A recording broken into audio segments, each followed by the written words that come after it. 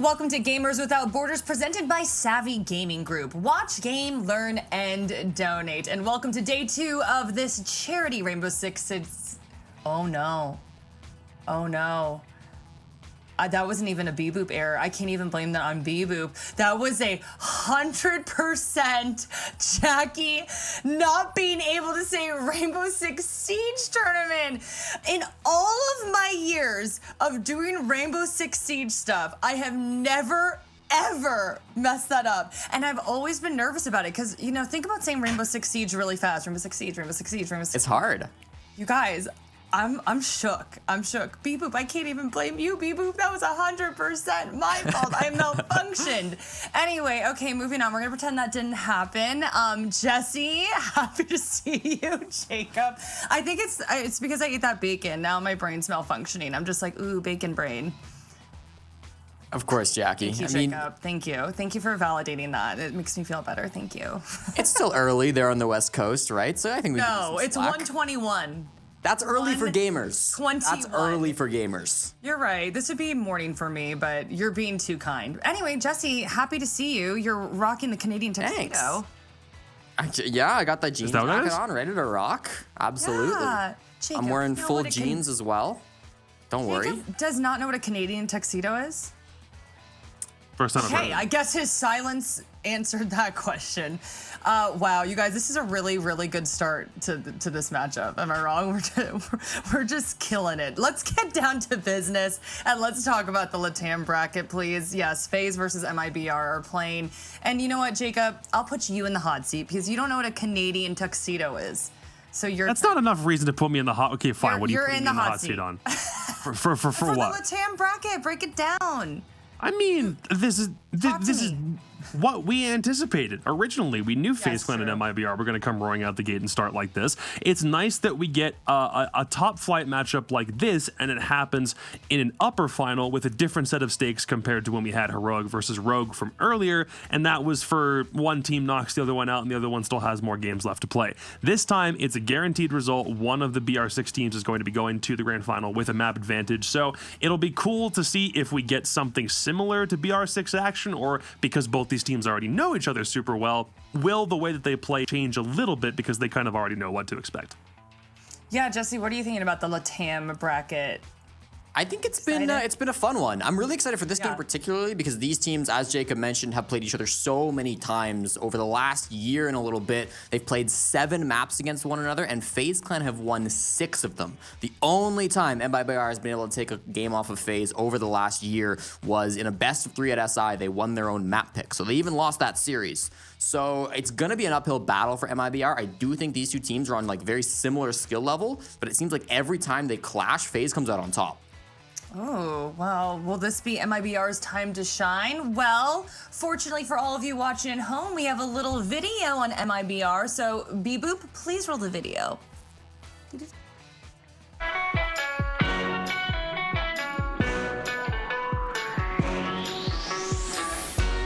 We met playing on PS4. We played on Rainbow Six on PS4, and we met like playing against each other. We already know Felipox and Reps on the PS4 too, but on another teams. And when we started professional career on the PC, we first called Felipox to join the team, and after that Reps. Yeah, this is a very different tournament. Like I never seen anything like it. So it's always good. Like playing, like I said, playing a good cause is always good. I think that's important to me to play this charity event because I love playing tournaments, and it's already fun, and playing for a good cause is even better. And yeah, I think it's it.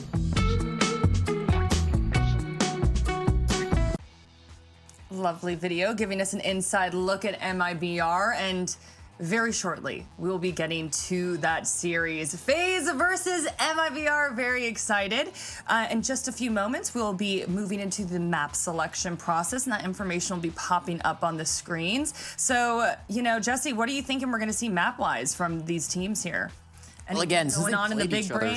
so often, I mean, there should be a lot of familiarity here. They've played Clubhouse, Villa, Cafe, Chalet, Bank, and Border against one another. And we've got one of those maps banned out immediately, Cafe from FaZe Clan. That's one that they lost yesterday to Boo Boo and his team when we saw the first game yesterday in Brazil.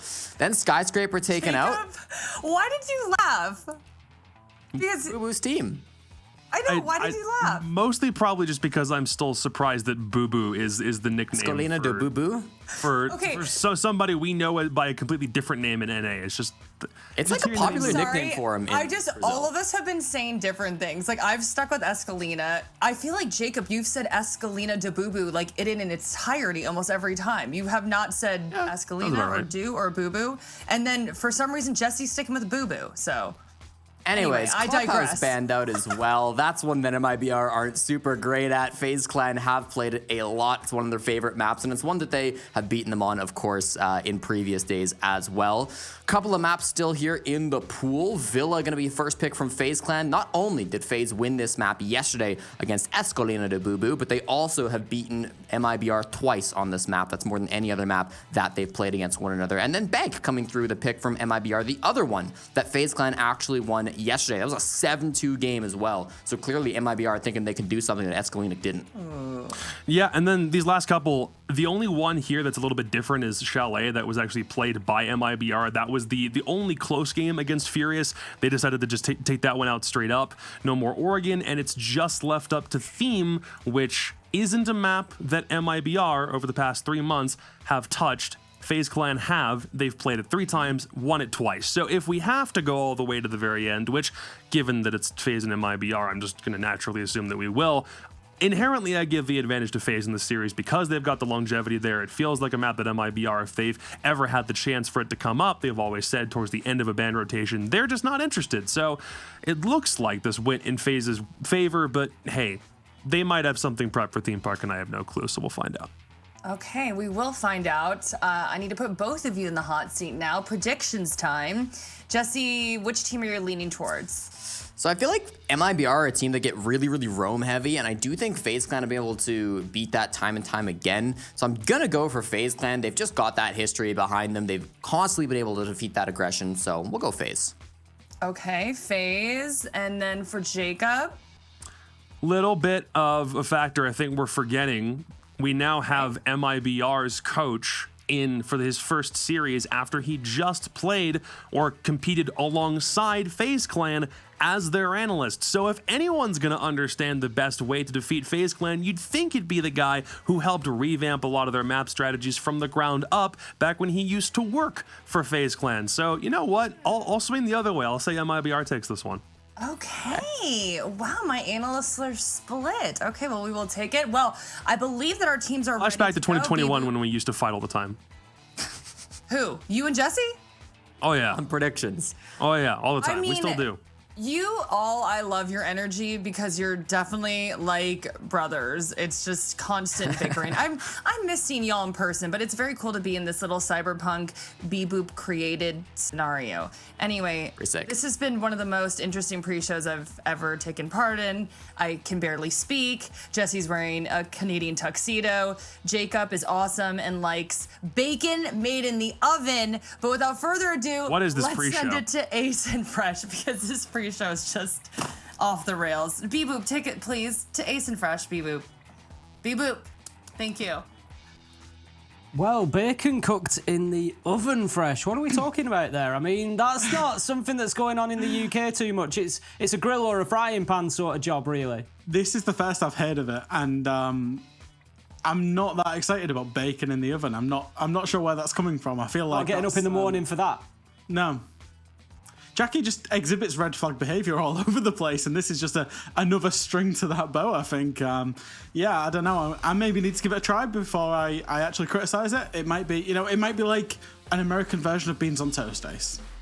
Exactly that. Now then, we are looking towards our game, FaZe versus MIBR. We're going to get right into it, and this is one I've been looking forward to today, Fresh. It's a little heart back for me, opportunity to get back to my LATAM roots and see these two face off. It's a game that I've seen many, many times over the years, and I just know that there's going to be fireworks inside of this one. MIBR have been one of those sort of sleeper teams over the last 12 months that have come through and had amazing runs, particularly at Six Invitational. They just seem to be getting better and better, and we'll see if it continues here today. I think they could really give FaZe a run for the money here. Yeah, I think, you know, we've seen a lot. I've seen a bit of MIBR. I like this team and organization in terms of the player base. I'm good friends with their coach as well, and I think particularly for Leapox is a player that I think is going to be, you know, can be absolutely massive for them. You know, pretty much their star player. I think when he's playing well, we see that MIBR play well. So he's going to have to turn up big in this one. I think we're just going to pop back to us for a second. We thought we had the game ready, but there's just a little issue that we need to iron out, so we'll get that one done and we'll be back in. Now, I look at the map pick, Fresh, and for me, I think that Bank is going to be really pivotal. I think I sort of lean towards FaZe maybe taking Villa as their map pick. Yeah. And then FaZe, I mean, like any LATAM team, you expect LATAM teams to be able to play on Bank. It's going to be a bit of a war on there, I think. Yeah, I think so. I think FaZe generally will have the upper hand. I know Jesse noted in the pre-game that generally FaZe in the kind of BR6C6 arena, the regional leagues that these teams play in Brazil and South America, generally FaZe have just trumped. They've generally just won most of the games against MIBR. Generally, of course, these are in best of ones. So the teams are actually getting to play their better maps. And as you say, we would just expect FaZe to win Villa. It would be a big surprise if MIBR did win. But then also FaZe, we know they're no slouches on Bank. We've seen them in multiple tournaments over the past, 6 months, 8 months, play Bank as one of their staple maps as well. So I think all things are set up for FaZe to take it in quite a quick fashion. I mean, I hope not, because I love watching this LATAM region. And for me, it's my first time being able to cast both of these two teams as well. So, you know, I'm hopeful that we do go to all three. Yeah, I think you're in for a treat either way. You're going to see some fireworks between these two. You know, they've got some unreal gunners on both sides. There's going to be some big gunfights for taking that map possession, and I expect to see attackers quite often maybe getting themselves into like little 5v3s and being able to really pressure onto site as they go for those roam clearances. But the reverse of that wouldn't surprise me either. If you've got your roamers out there really doing a job, players like Cyber Bullet able to really make a nuisance of himself out in the map. And that's going to play perfectly into Villa. Yeah. The one thing that I love about Villa, and I just want to talk more generally about it as a map, is just how much space you have on it.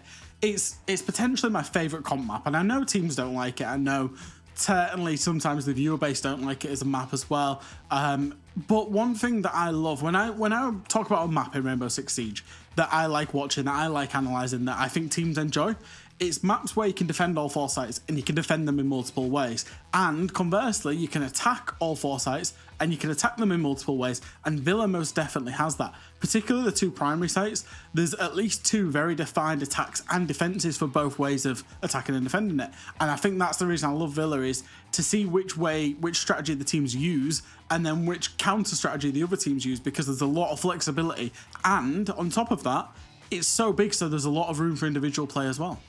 Like you say, there's plenty of options. You're not necessarily just going to see those cookie cutter approaches. You're going to have little differences. You're going to have, you know, battles all over that can completely change the shape of a round. So obviously, you know, Bank, very similar. We're going to see a lot of open play between these two teams. Bank, another big map, plenty of opportunity to get out there on the roam, make a nuisance of yourself, waste a lot of time. And so I think, you know, that's going to be the real key for those first 2 maps. If it does go into Theme Park, we find ourselves then a little bit more locked down. Yeah, I think Theme's been reintroduced to the competitive pool with, well, no changes since it was last taken out and the players voted it back out of the competitive pool. What would that be? The end of 2020, the start of 2021. The players voted it out. It had to wait a whole year until it was back again.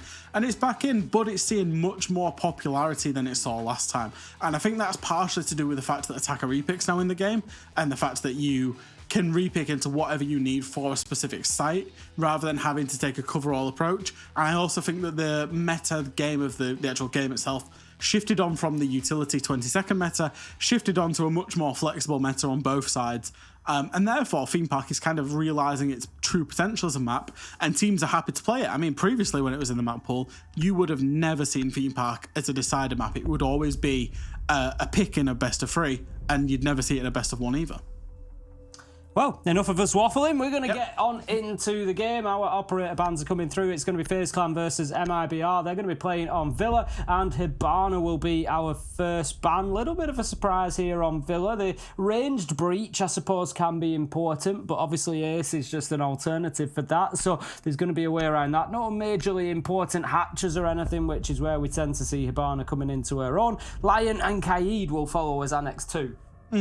Yeah, Lion is Lion's an operator that LATAM teams love, right? And they always have loved Lion as an operator, so I'm not surprised to see that ban. And a point that Jacob made, actually, MIBR's analyst, Dark, previously worked for FaZe Clan up until very recently.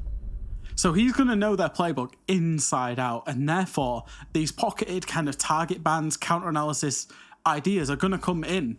And I think we're seeing that straight away with a Lion ban. We're going to be heading to Aviator Games Room for our first site. Then it's going to be MIBR to kick us off on the defence. Their choice, as FaZe chose the map. So they are, historically choosing the more powerful of the two sides, defence over attack. But in the last year or so, we've really seen that gap narrowed on Villa as the attackers have just got more and more efficient at attacking these top floor sites particularly. Yeah, I think so. Teams... It's kind of hard. What do you call Villa now? Do you call it a 50-50 map? Do you call it a... I don't know. I think it's much closer than it's ever been. Yeah, I don't think there's a dedicated side, and I think it really does come down to team preference, whether you start on attack or defence. I know, certainly inside of our home region, there's a lot of teams in our home region that would play Villa and would want to start on the attack on this side. Especially, I think, this kind of shift is... as teams have got more used to playing grenades from below and really working the kind of up nades, I think teams get better at that and they want to start on the attack. And Villa has, as a map, it has so much soft floor. There is hardly any hard floor, which means as a defender, you are always liable to be naded from below when defending the top 2 floors. And as we've seen that, meta for the vertical nades developing, it's changed a little bit. The defences as well, we have, like you say, much more of a presence on that mid floor. We're going to see FaZe Clan as the attackers, no doubt, trying to get themselves established underneath. Bullet immediately looking towards doing that. Just clear out and get control over that lower floor so that they can use that verticality if they wish, not only to take out utility but potentially players as well. Now then, we're going to hear the mirror window dropped quite early on into the round there. I'm not sure if that was maybe the twitch of Cyber there, just able to get in and take that down, but it's going to hurt the defence of MIBR. Yeah, you're kind of wondering with the upnade of where, I think it was Astro got himself into that position for the upnade onto where the mirror window is, as Philippox gets an early T4. You wonder if the mirror window would have been left up if he'd have got a free nade from below. Bullet finds one back onto Redux, one onto his teammate, and then Raps finds one onto Cameraman. And this fast pacing that we're seeing across all of today is continuing. Astro and Bullet have it all to do. MIBR, they can just fall themselves back to site, they can play safe, and they can play off crossfires now. That's it, they're just going to allow FaZe to now try and play into them, and as you say, I think the fast pace is likely to continue in this matchup. Two teams that are very familiar with playing each other, and they're both going to be coming out here and bringing a bit of aggression. Now then, Astro, he's going to be looking to push into long. He's got the Gemini decoy going ahead of him, gets taken down, going to take half health damage as he goes as well. That's 50 HP, and he thinks better of it. He's not going to make that challenge onto Bar, but as you say, the problem is these 4 players now can break into pairs of 2 and just cover each other on crossfires. They can make sure that no individual can be challenged without somebody else paired up, ready to challenge from an opposite angle, and just make it absolutely impossible for the attackers of FaZe Clan to be able to break them down into those 1v1s that they want. FaZe are trying to work through, they're trying to open the mirror window. The problem is that they're committed to doing this game side approach, and Philippox was playing in study. There's a mirror window, there's a smoke playing close door, which means even if you deal with the first issue, and I think they might have just seen the mirror window and it will be popped very shortly if the angle can be found by Astro, there's redundancies, there's layers to this defense from MIBR, which makes it especially hard to get through. The mirror, I think, hears the shuffle and puts some preemptive shots in as the mirror window does eventually get opened by Astro. He's got 25 seconds to get himself up and try and help his teammate out. It's going to be very, very difficult for FaZe. As you say, time running down, a lot of damage taken by Bullet as that Vulcan canister is popped off the barricade as well. There's still a lot of utility for MIBR to play behind here, and with 10 seconds left to go, FaZe have got no option. Bullet and Astro are just going to have to push in here and hope that they can come out with the gunfights on top. Can they get the first? For Leapox, he dips himself away. We're going to have one man down. It's 3v2. Bullet managing to find the kill onto Falls. Time runs out, and that is going to be it for FaZe Clan. MIBR making those mid-round kills really pay dividends. Yeah, and the instant decision to get themselves back to site, and as I say, there was plenty of layers. It was like a cake, that defense, is that you get yourselves back to site, and then you've got the Goyo hot pockets. You've got the Goyo canisters that burn 25 seconds. That Goyo canister that was shot on 90 forced the FaZe attackers to come to Zombie, to come to top red here, and then there was smoke canisters. Then there was 4 guns trained at that door. I'm really liking that defensive setup from MIBR, especially the Goyo play. Going to be heading into round number 2 then. It's going to be Trophy and Statuary with a successful defence from MIBR. They'll just switch across to the opposite side of the top floor, and then the third choice will likely be downstairs. We do see the LATAM teams picking up living room library sometimes, but I would edge my bets towards a dining room kitchen for round number 3 should MIBR be successful here in their second defence. A good start for them so far then, and FaZe, it's early days yet. I'm not getting carried away. It's only one round. But FaZe need to be careful that this one doesn't get away from them. As we said, you know, this is a map that they should be winning against MIBR realistically. Bank is MIBR's pick. As much as we know FaZe like the map, so do MIBR. They're going to be solid on there. And FaZe don't want to put themselves on the back foot. We've got to remember, in the LATAM region, MIBR are the only team to pick up a 2-0 win. And in the whole tournament, I dare say one of the only teams to pick up a 2-0 win so far.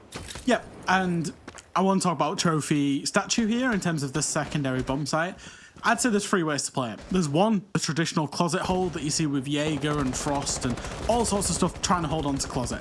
There's 2 where you extend over towards study and you really try and hold on to the top floor. And then there's a third way of playing it where you try and play below with C4s and really stop those up nades. And I think that's what MIBR are trying to do. I saw some setup go down there. There's Azami also in play in terms of the master bedroom and statue side, which is going to create a lot of lines of sight and awkward engagements for the attackers. So it's one for FaZe to really try and unpick, and the fact that they've lost their sledge, the fact that they've lost 2 nays very early doors onto Falls as well, is, you know, that's not great for them in terms of this start. Really not ideal, and we will see how they manage to adapt around that. One there goes in. Raps is going to find Bullet though, and it's not a great start for FaZe here, not only in the round but in the game.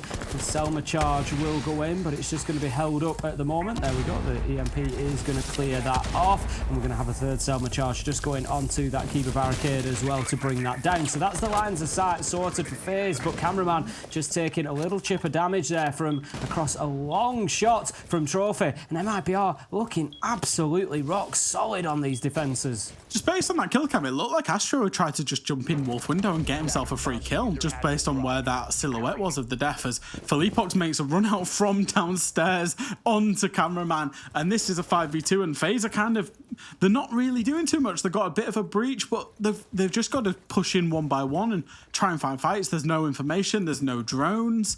Obviously, there's a lot of players dead with very little information. There's only 2 even alive. It's going to be really hard here for FaZe to actually find anything. This round's all but over unless MIBR severely misplay it.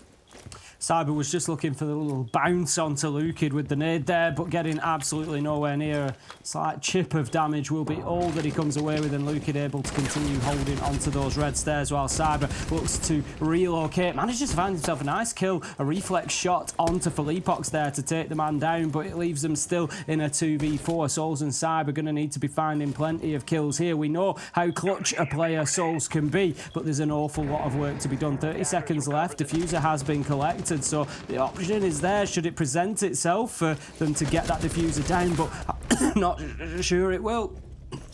We're seeing Cyber is going to try and make his way up to red stairs, and Lukid will just pick that one up. The top red stairs, 1.5 scope, and he will hear the sprint coming through. And I think Azami looks so strong on that particular site, by the way. The fact that you can play them Firstly, in the master bedroom to deny utility. Secondly, deep into site to create awkward lines of sight. And thirdly, in that split area of sight, that between trophies, actually, that little painting area towards Astro side, you saw it was blocked off. It allows fluid rotation for the defenders to sit on the backline in trophy, in Astro, and then peek from there. I'm really liking Azami being played on that site, and I think Azami could, based on just what I've seen just there, become a potential staple ban on Villa, because I think there's a lot of creative ways you could use her. Even on this site, I think there's a lot of places that you could bring her to deny lines of sight, especially on that long breach that teams tend to take from pantry side. Interesting there, Lukid just taking out a mute jammer as he went to put that reinforcement down. Maybe just a little bit of a slip there from the mute of Foles, putting it a little bit too close to the wall. So that's going to be a bit of utility gone. But we've got a split setup here coming in from MIBR. Not too much of a surprise. They're going to be defending kitchen and dining, but they're going to be holding on to Astro and bathroom particularly for as long as possible to avoid them getting in there and ripping that floor up. But interestingly, Fresh, I look at the attackers. No Sledge, no Buck, no soft breach chargers, just bullets on the Ash. That's the only soft breach option there. So I would expect to see from FaZe here a much more lateral attack. And I think the one problem FaZe have had, and if you look at how MIBR are setting up, they're kind of doing a cover-all approach of, even in this defense, there's some set up in site, there's some set up in library side, there's some set up vertically above in Astro side, right? Which means the defenders are split, which means there's maximum 2 defenders in any area of map that you're trying to take. FaZe need to realise this and use this to their advantage and gang up on those defenders. Basically going very laterally, but going as more or less a unit of 5, maybe a unit of 4 with one person cutting and rotate. And that's where they'll find the success against MIBR. If they keep fading them 1v1s, it's going to go the same way it kind of has gone in the previous 2 rounds. Well, MIBR have had the opener both times, so can FaZe mix that up here and get that entry kill, just give themselves a little bit of a boost into the round. It's certainly not going to hurt them if they can. They're going to be working, as I said, laterally, looking to get themselves, particularly through living room and library. Cameraman's going to get upstairs and start working with that Jackal shotgun, but the RTA is going to be limited on just how much of that flooring can be taken up, but Astro manages to get a headshot onto Rips, so a great start coming out for FaZe. Is exactly what they needed after losing the first 2 rounds. If they can at least get kitchen and dining 1, it leaves them facing a 4-2 half, which on the attack they won't mind too much on Villa. We're not just talking about no soft breach, we're also talking about absolutely no hard breach, which means they're going to have to force their way through Memo or through China and figure out a way to just get more picks. Even though Raps has fallen, there's still 1 minute to go, and the defenders can just front up looking at doorways. It's going to have to be really good refrag game here from FaZe if they're going to have any success. FaZe looking to double down, but it's going to be Lukid who finds the next kill, this time onto Bullet. The LMG just chugging away there. We have kills going out the direction. Redux and Cameraman coming away with them. Souls manages to find Foles, and that leaves us now 3v2. And plenty of time for FaZe here, but the kills keep coming from MIBR. They don't know when they beat them, Fresh. And out comes the Nitro over the top from Felipox. It's not going to do the job, but Lukid is going to get the kill elsewhere, leaving us now in a 2v1. It's all up to Souls. We know that he's a cool customer. We know that he can do this. He goes to find his man, takes the shots, just misses the back of Lukid as he sprints across the doorway there. 25 seconds left to go. He knows that Felipox is inside of the pantry, but he's not going to go for him. He knows he doesn't have time. He's not going to peek you out of there. So instead, he's going to try to bait him forward. He's going to use that diffuser, but it's not enough. He goes for the challenge, shut down by Felipox. MIBR 3-0, and a fantastic start for them. Oh, and this isn't the FaZe that we're used to seeing. I mean, Soul's so indecisive there. We know him as the clutch master. We expect him to clutch up every time he's in the clutch. Let's be fair. He's one of the best support players in the world, and he's one of the best clutch players in the world. But 2 mistakes in that particular clutch that I just want to highlight and point out. One, he had one player trapped, absolutely trapped in laundry because of the Goyo canister fire, which meant he could take the 1v1, but he was indecisive. He wanted to take the 1v1 with the player that was outside of Memorial, but he took way too long to do it. Missed his opportunity to get that kill. And secondly, in the end there, that 1v1 that he just died to, he had 3 flashes on side. He could have flashed, secured that kill in laundry and carried on the play in the clutch, and didn't. And this is really speaking to how FaZe are playing, is they're playing so solo and they're playing so out of character. When, of course, we're used to seeing the pace from them. We're used to seeing them being very aggressive, taking risks, taking liberties. But we're not used to seeing them kind of just whimper away, which is what we've seen out of the first 3 rounds. 5 seconds to go.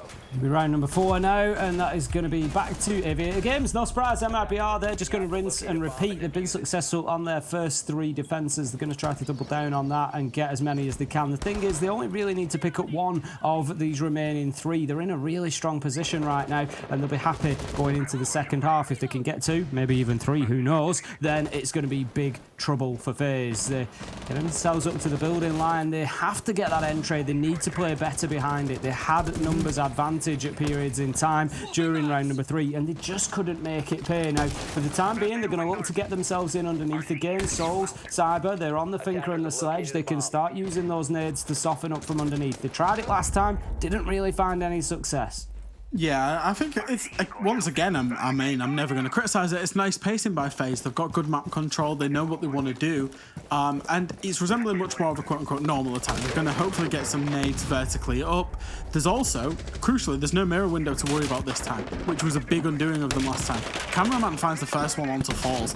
Also, that's the smoke off the board as well. That is an absolutely massive kill. I don't know if Falls had peeked him or if that was a kill up vertical, but either way, it's absolutely huge in the context of this round.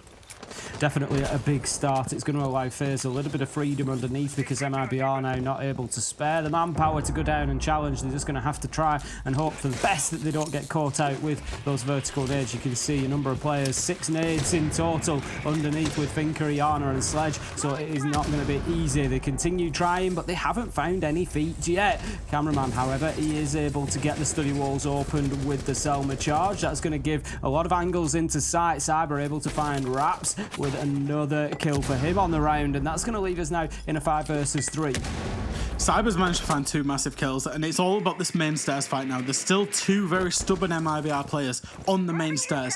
If they manage to hold on to this for a prolonged period of time and FaZe go 1 by 1, then they could well lose this round based on 1v1 engagements. Philippox finds the first one. There will be another one offered by Cyber as Reduct finds one flanking all the way down red stairs. Philippox finds another, knows there's another pushing, and finds the 3rd kill, a triple kill on the round for Philippox, finished off by Lukid, and that right there is FaZe's problem. The 1 by 1. There was an attempt in the refrag, but it came after Philippox had already found 2 kills.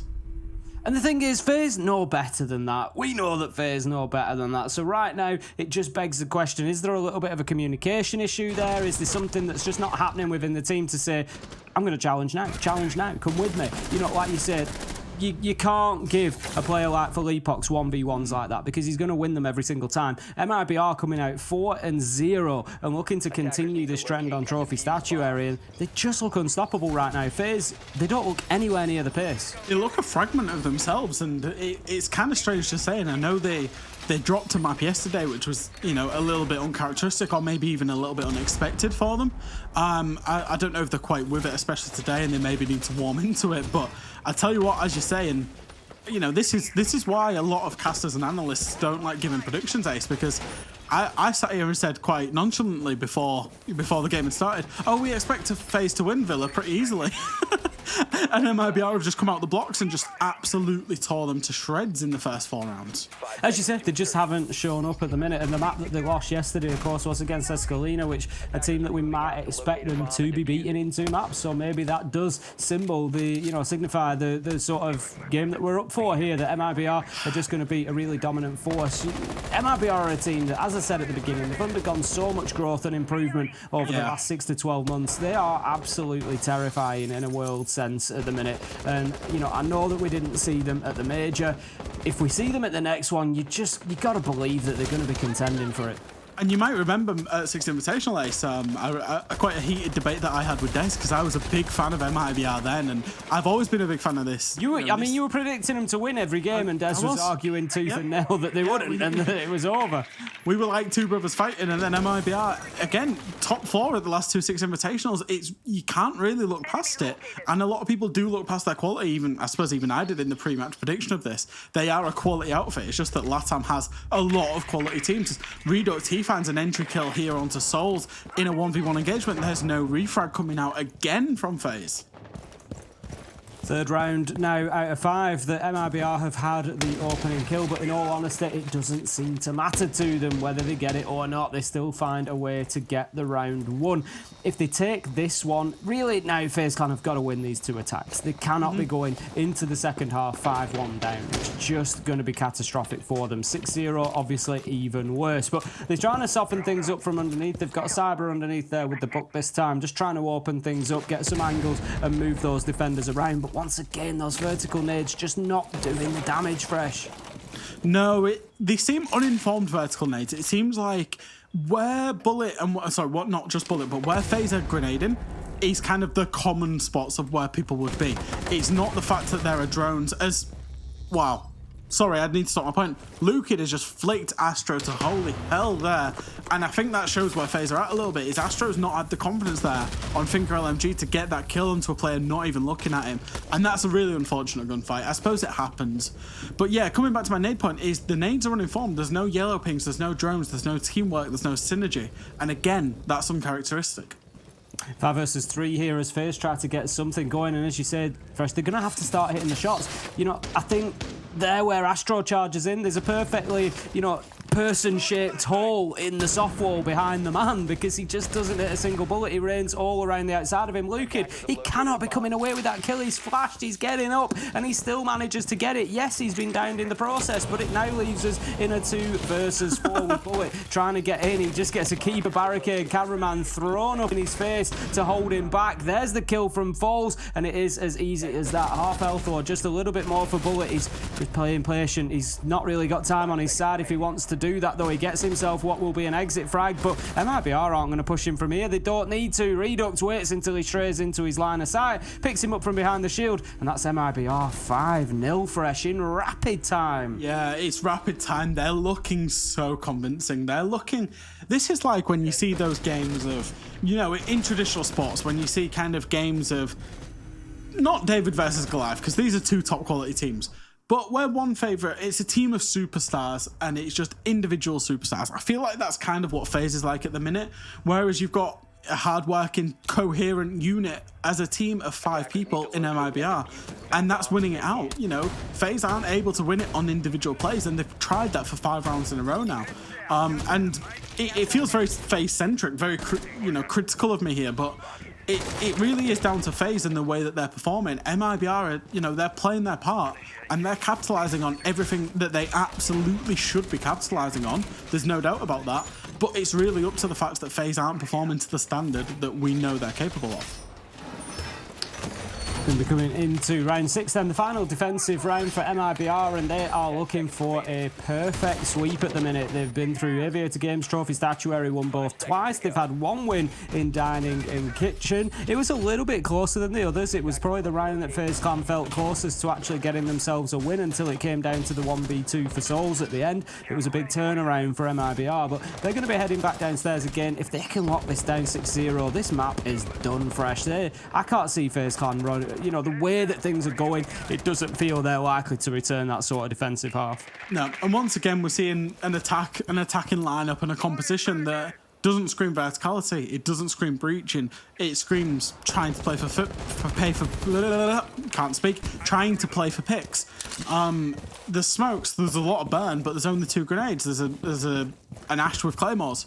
There's no flanking coming out because MIB are just holding their positions. Again, it just doesn't scream of a composition that's really got an idea or a plan. We're going to see a horizontal approach coming in again, and it's once again the key win condition once again for FaZe will be if they can play together in these gunfights to get those engagements. But they're going to come up against the same choke points of Memorial and China that they came unstuck on in the previous time they attacked this. Souls is going to be moving through living room and library, as you said, pretty much the same as last time. He'll be joined by Bullet and they'll look to try and push him from there. Astro's just going to send a Twitch drone down into basement, make sure there's nobody playing underneath on the flank, take out the cam, and that will give them a little bit less information on the defensive side. But FaZe right now are starting to posture. They're looking to get themselves into position, but it's going to be Redux once again, taking that opening kill, manages to get Astro. Philippox onto Cyber. It's all starting to fall apart. Cameraman manages to get 1. We see Souls back with another 3v3 diffuser on the ground. 1 minute 20 left to go. Yep, the cameras will be hacked. I think it will just be default cams at this point unless there is a modded pest. MIBR just not, quite rightly so, they're not playing information. They don't need to because they're being peeked one by one. Bullet's the next engagement. He does see a player sprinting across the back of B site there. Maybe a little bit of sixth sense to know that Bullet was going to walk in from China. Same problem again. Force can play very safe on this reinforcement as long as his memorial is covered by Felipox. Souls, he knows that there's potentially one on either side of him, but he gets a great spray down through the soft wall. Foles manages to find Bullet though, and once again, MIBR just keeping themselves in touch. It's something that they've done fantastically well in terms of man count. 2v2, they're inside of sight. There's plenty of time here for FaZe. They don't need to rush this. They can have a little think about it, but they are going to go in and try and get that diffuser down. Nitro, beautiful from Foles. Manages to put the diffuser down on the ground. Cameraman getting burnt away, and that is going to be the final kill of the round. It's going to be Cameraman to go down 6-0 on the half. Could we be seeing a 7-0 game from MIBR? Oh, I was just about to say, Ace, don't say it, don't say it, don't jinx it, don't jinx it. I'm not scared. You're not scared. What a shot here by Souls. I don't know if he just had an idea or we need to check his moss or what's going on. That was an insane wall bang. But yeah, it's... I think on the balance of it, anytime that you see a flawless half, obviously we know which way the result's going to go. This would be a sensational comeback if it went the other way. MIBR will pick up FaZe's map. However, the question, as you say, is all about, do we get a 7-0? And I think the way that FaZe are playing, I absolutely believe MIBR can get a 7-0. I'd agree. The FaZe just don't look competitive in most of the gunfights. They're straying into no man's land, getting picked up by nitros. You know, it just feels like everything's a problem for them at the minute, and they're really not on the pace at all. And like you say, MIBR are going to be looking to close this one out because they want to send a message, especially ahead of their own map on Bank. And FaZe, it's going to be a big mental blow for them because right now, to a degree, they've got to be looking towards Bank already. You know, like you say, they can't really feel too strongly that they'll come out and they'll compete every round that they can, but they can't feel too strongly that they're going to be in a position to really run this one back in. You know how rare those are when it's a 6-0 half. The best they can hope for is overtime here, and there's a lot of work before they get there. Yeah, there is a lot of work, and you know, maybe it's just a case of just get this round done, get on to the next one, take a bit of a timeout. Felipox, I think he's going to have some fun. He's going to use the Gon 6 to open up Wolf window, and then I think repelling 90 window with the grapple hook. I think that's what he's going to do, and I think it would be a massive play if he did. There's currently nobody looking at him even when he does do that. The study side attacks also coming out from MIBR with Lucid kind of lurking. I feel like FaZe could succumb to this pretty fast. You're going to see the Candelas go in. Felipox with the Amaru Gara hook sends him in. There's one just around the corner. He misses his man. Souls able to pick up the kill. Felipox just a little bit sloppy there, I thought, not to check that corner, but the plant is going down. Raps is going to try and stick this. Foles manages to get a kill on the cover, and they've got the job done fresh. They have just absolutely rushed into sight, sent the Candelas, sent the smoke, and got that diffuser down. 4 versus 4, and there's only 30 seconds for FaZe Clan to do something about this if they want to have time to disable that diffuser, and they don't know where to start moving because MIBR have got every angle locked down. Lucid, he finds the first from red stairs, getting a kill onto Bullet. There comes a second. No Cyber able to win that one out. Could be a big moment, but falls with a big double on the glass. It's almost certainly over here as Cyber tries to push through. That's going to be the round, and that is going to be our 7-0. What an unbelievable start to this game. I think if you asked FaZe to retrace the steps of that attack that they just went against, they would have absolutely no idea how to. They don't know what happened. They don't know what happened, that attack. I don't know what happened. What was it? There was an Amaru into 90 window. That's all I remember. There was a glass. There was smokes. There was a plant. There was a book just on red. I don't know. Absolutely clinical by MIBR though. Very impressed with their team play, their coordination, their ability. You know, we also said about Felipox, his clutch factor. He got massive kills in the rounds as well.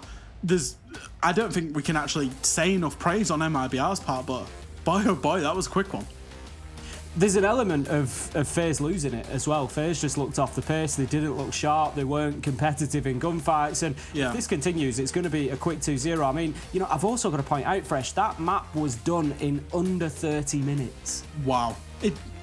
Is that one of the quickest games of Rainbow Six Siege ever? Because there was some very quick rounds. It's going to be one of the quickest. It's not like the rounds went down to every single, second. We were done a full 7-0 in less than 20, 30 minutes. Wow. Absolutely. So we will have a break almost as quick as that map it was itself. We're going to be coming back to you in about 5 short minutes. So you stick around. Our desk will break what there was of that game. They'll break it down, and then we'll get into map 2.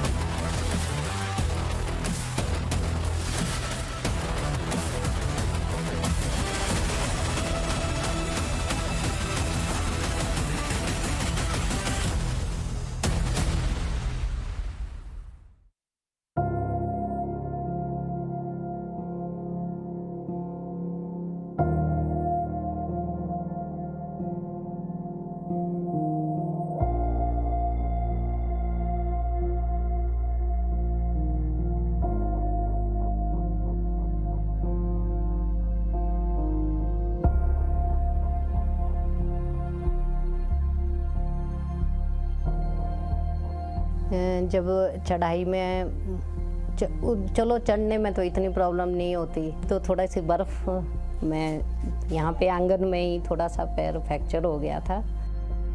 मेरा नाम सीमा ठाकुर है, मैं housewife हूँ। Vaccine लगवाने के लिए हमें टूटू जाना पड़ता है, नहीं तो नहीं आयुर्वेदिक वो भी है ऊपर। बच्चों के साथ आधा घंटा लग जाता है। गिरब में जो है डिस्पेंसरी, उसके लिए आधा घंटा लग जाता है। जो टूटू जाना हो तो टूटू जाने में पौना घंटा बच्चों के साथ लग जाता है और पैदल जाना पड़ता है। बारिश बर्फ़ में तो बहुत मुश्किलें होती है, क्योंकि बच्चों के साथ आना जाना बहुत दिक्कत होती है। मेरा नाम कृष्ण लाल है जी, और मैं स्वास्थ्य विभाग में, क्योंकि कुछ साल पहले ऐसा होता था कि गांव में पता ही नहीं चलता था लोगों को कि क्या है, कोई पोलियो है कि कोई जानता नहीं था। अब जब सरकार ने इसके लिए इस तरीके के अभियान छेड़े, जब तक हमारे को पूरा कंफर्म नहीं होगा कि इस बच्चे ने यहाँ पे दवाई नहीं पी या पिलाई या नहीं पिलाई, चले जाओ आप दूर दराज के क्षेत्र में चले जाओ, तो हमारे को कोई ऐसा केस या ऐसा कोई बच्चा, अगर यहाँ बच्चा आ गया तो हमने यहाँ भी पिलानी, किसी कारणवश अगर बच्चा हो जाता, गांव में लोग रहते, क्या पता क्या मजबूरी है उसको, क्यों नहीं आया बच्चा, क्या पता वो बीमार है या कोई उसको कोई और प्रॉब्लम है। तो हमारा ये है कि भी हम, हमारे पास पूरी वो होती है लिस्ट बनी हुई ना, कि हमारा अब लोकल टीम में तो पता ही होता है सबको कि फलानी जगह बच्चा फलानी जगह, तो हमारे पूरा पता है कि फलाना बच्चा फलानी जगह से नहीं आया। वो तो हम क्या करते हैं, जैसे 4 बजे तक आज हम दवाई पिलाएंगे तो नेक्स्ट डे उसको घर में जाके दवाई पिलाए। वही जैसे मैंने पहले कहा कि भी ऐसा नहीं होता कि भी उसको उस सुविधा से वंचित रहना पड़ेगा।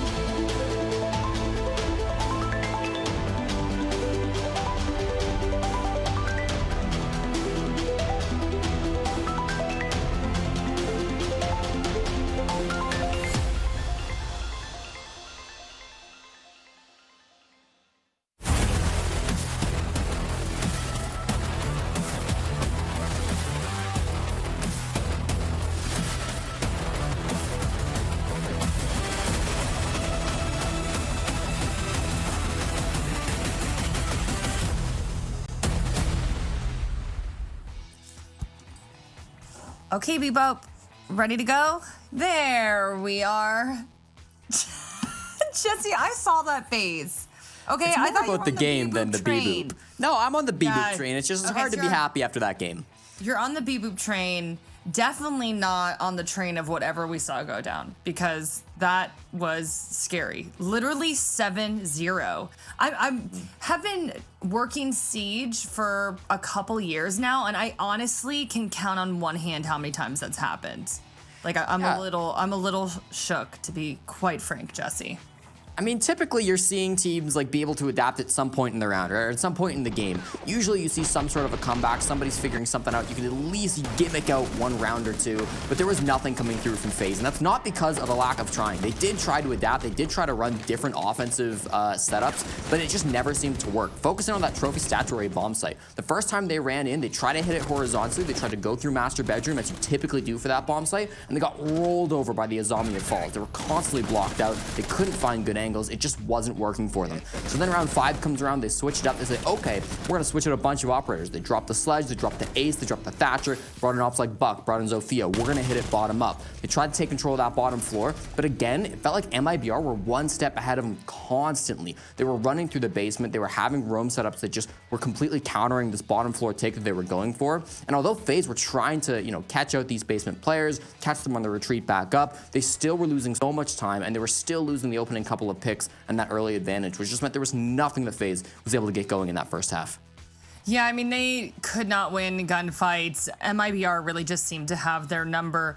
Jacob, FaZe needs to do a complete reset here. I mean, they have to get a plan into place, and B-Boop can sense my urgency with this, so he wanted to zoom in very close to my face. You are right, B-Boop. They need a plan. Jacob, elaborate.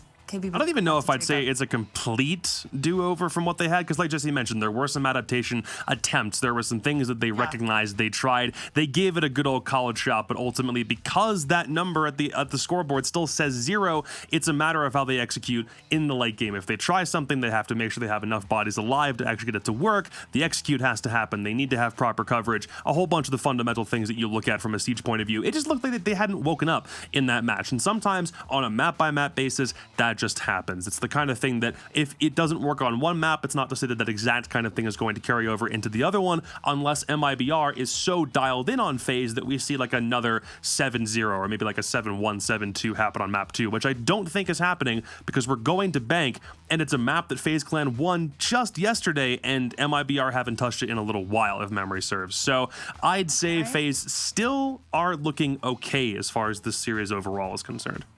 Okay, so Jacob thinks we're going to 3 here. I figured we were going to 3. Like, when the series started, I figured we were going to 3 anyway. Really? Yeah. Okay. So who's winning then? I still think MIBR, but that doesn't mean FaZe can't win a map. Okay, he's sticking with MIBR. Jesse, what about you? I'm worried. I'm very worried for FaZe after that first start. I mean, we're going down to the map pick of MIBR. Sure. Every time I flop my prediction, people rage and I get yelled at. So I guess we'll stick FaZe and they win this map somehow and then win map 3. My problem though is, like, even if we get to map 3, we go to Theme Park. Since MIBR won 7-0, they're gonna get to choose the starting side. They're gonna get a small advantage to start Theme Park as well. So I am worried for sure for FaZe Clan. They're really gonna need to step it up in this next game. To be honest, I really don't know what to expect for the rest of this series. So let's just go down to the cyber basement. B-Boop, take us away to Fresh and Ace. I think Fresh said something like, wow, that's over. And Jackie's bacon's still cooking, which we said 15 minutes ago. But yeah, all right, take it away. B-Boop, come on. I said to go a few minutes ago. B-Boop. Come on, B-Boop's a little slow today, but so am I. So we're in the same camp here. I think if the bacon had been cooking fresh, it wouldn't have even been burnt in the time that MIBR ran over FaZe there. They'd still need a little bit more time in the oven because MIBR absolutely cooked FaZe alive. FaZe they weren't even competitive. There's no other way to put it. I'm sorry, guys. They didn't win a single thing. They didn't really get on top of any rounds. They're going to have one massive turnaround on Bank. And we were there in Sweden. Ace. We were there in Sweden back in November when FaZe had this fairy tale run. Not even fairy tale run, because they are such a good team. They were good. Where they won the Sweden major in November, and you know we saw Cameraman and Cyber and Bullet, literally all of them, and they were so good that whole tournament. UCAS to the grand final. You know, we worked that event, and I don't really know how they've gone from that to this. Oh, just punched my mic. Sorry about that. I don't really know how they've gone from that to this, and I'm hoping it was just a one-off. I'm hoping it was just a misfire, uncharacteristic from them, and that they can get themselves back on track and make this best of 3 competitive. The thing is, you got to remember, they are beaten up right now. You know, they've just come away from an unbelievable stomping from MIBR there. A message has really been sent, and they've got the work cut out for them here on Bank. It's MIBR's map choice. You know, as the analysts have said there, we know that FaZe are good on this map, and MIBR haven't played it for a little while, so we'll see how that pans out. But I tell you what, all they need to do is keep winning the gunfights like they were. Yeah, it has come down to gunfights. It's come down to team play and refrags. MIBR obviously had the defend. They started off on the defense, which is something that they're actually... It played into them in Villa. Bank you consider a much more attacker-sided map. However, the way MIBR have been playing, being stubborn in their positions that they want to hold, I feel like defense is actually the favourable start for them on Bank as well. If they play it very... You know, we said at the start of this, Bank has a lot of very similar kind of facets to it as Villa. It's very similar to Villa in that it's big, it's got a lot of space, it's got a lot of manoeuvrability on it. And MIBR can probably play it in a very similar... I guess, ideology as to how they wanted to play Villa. They could play Bank very similarly.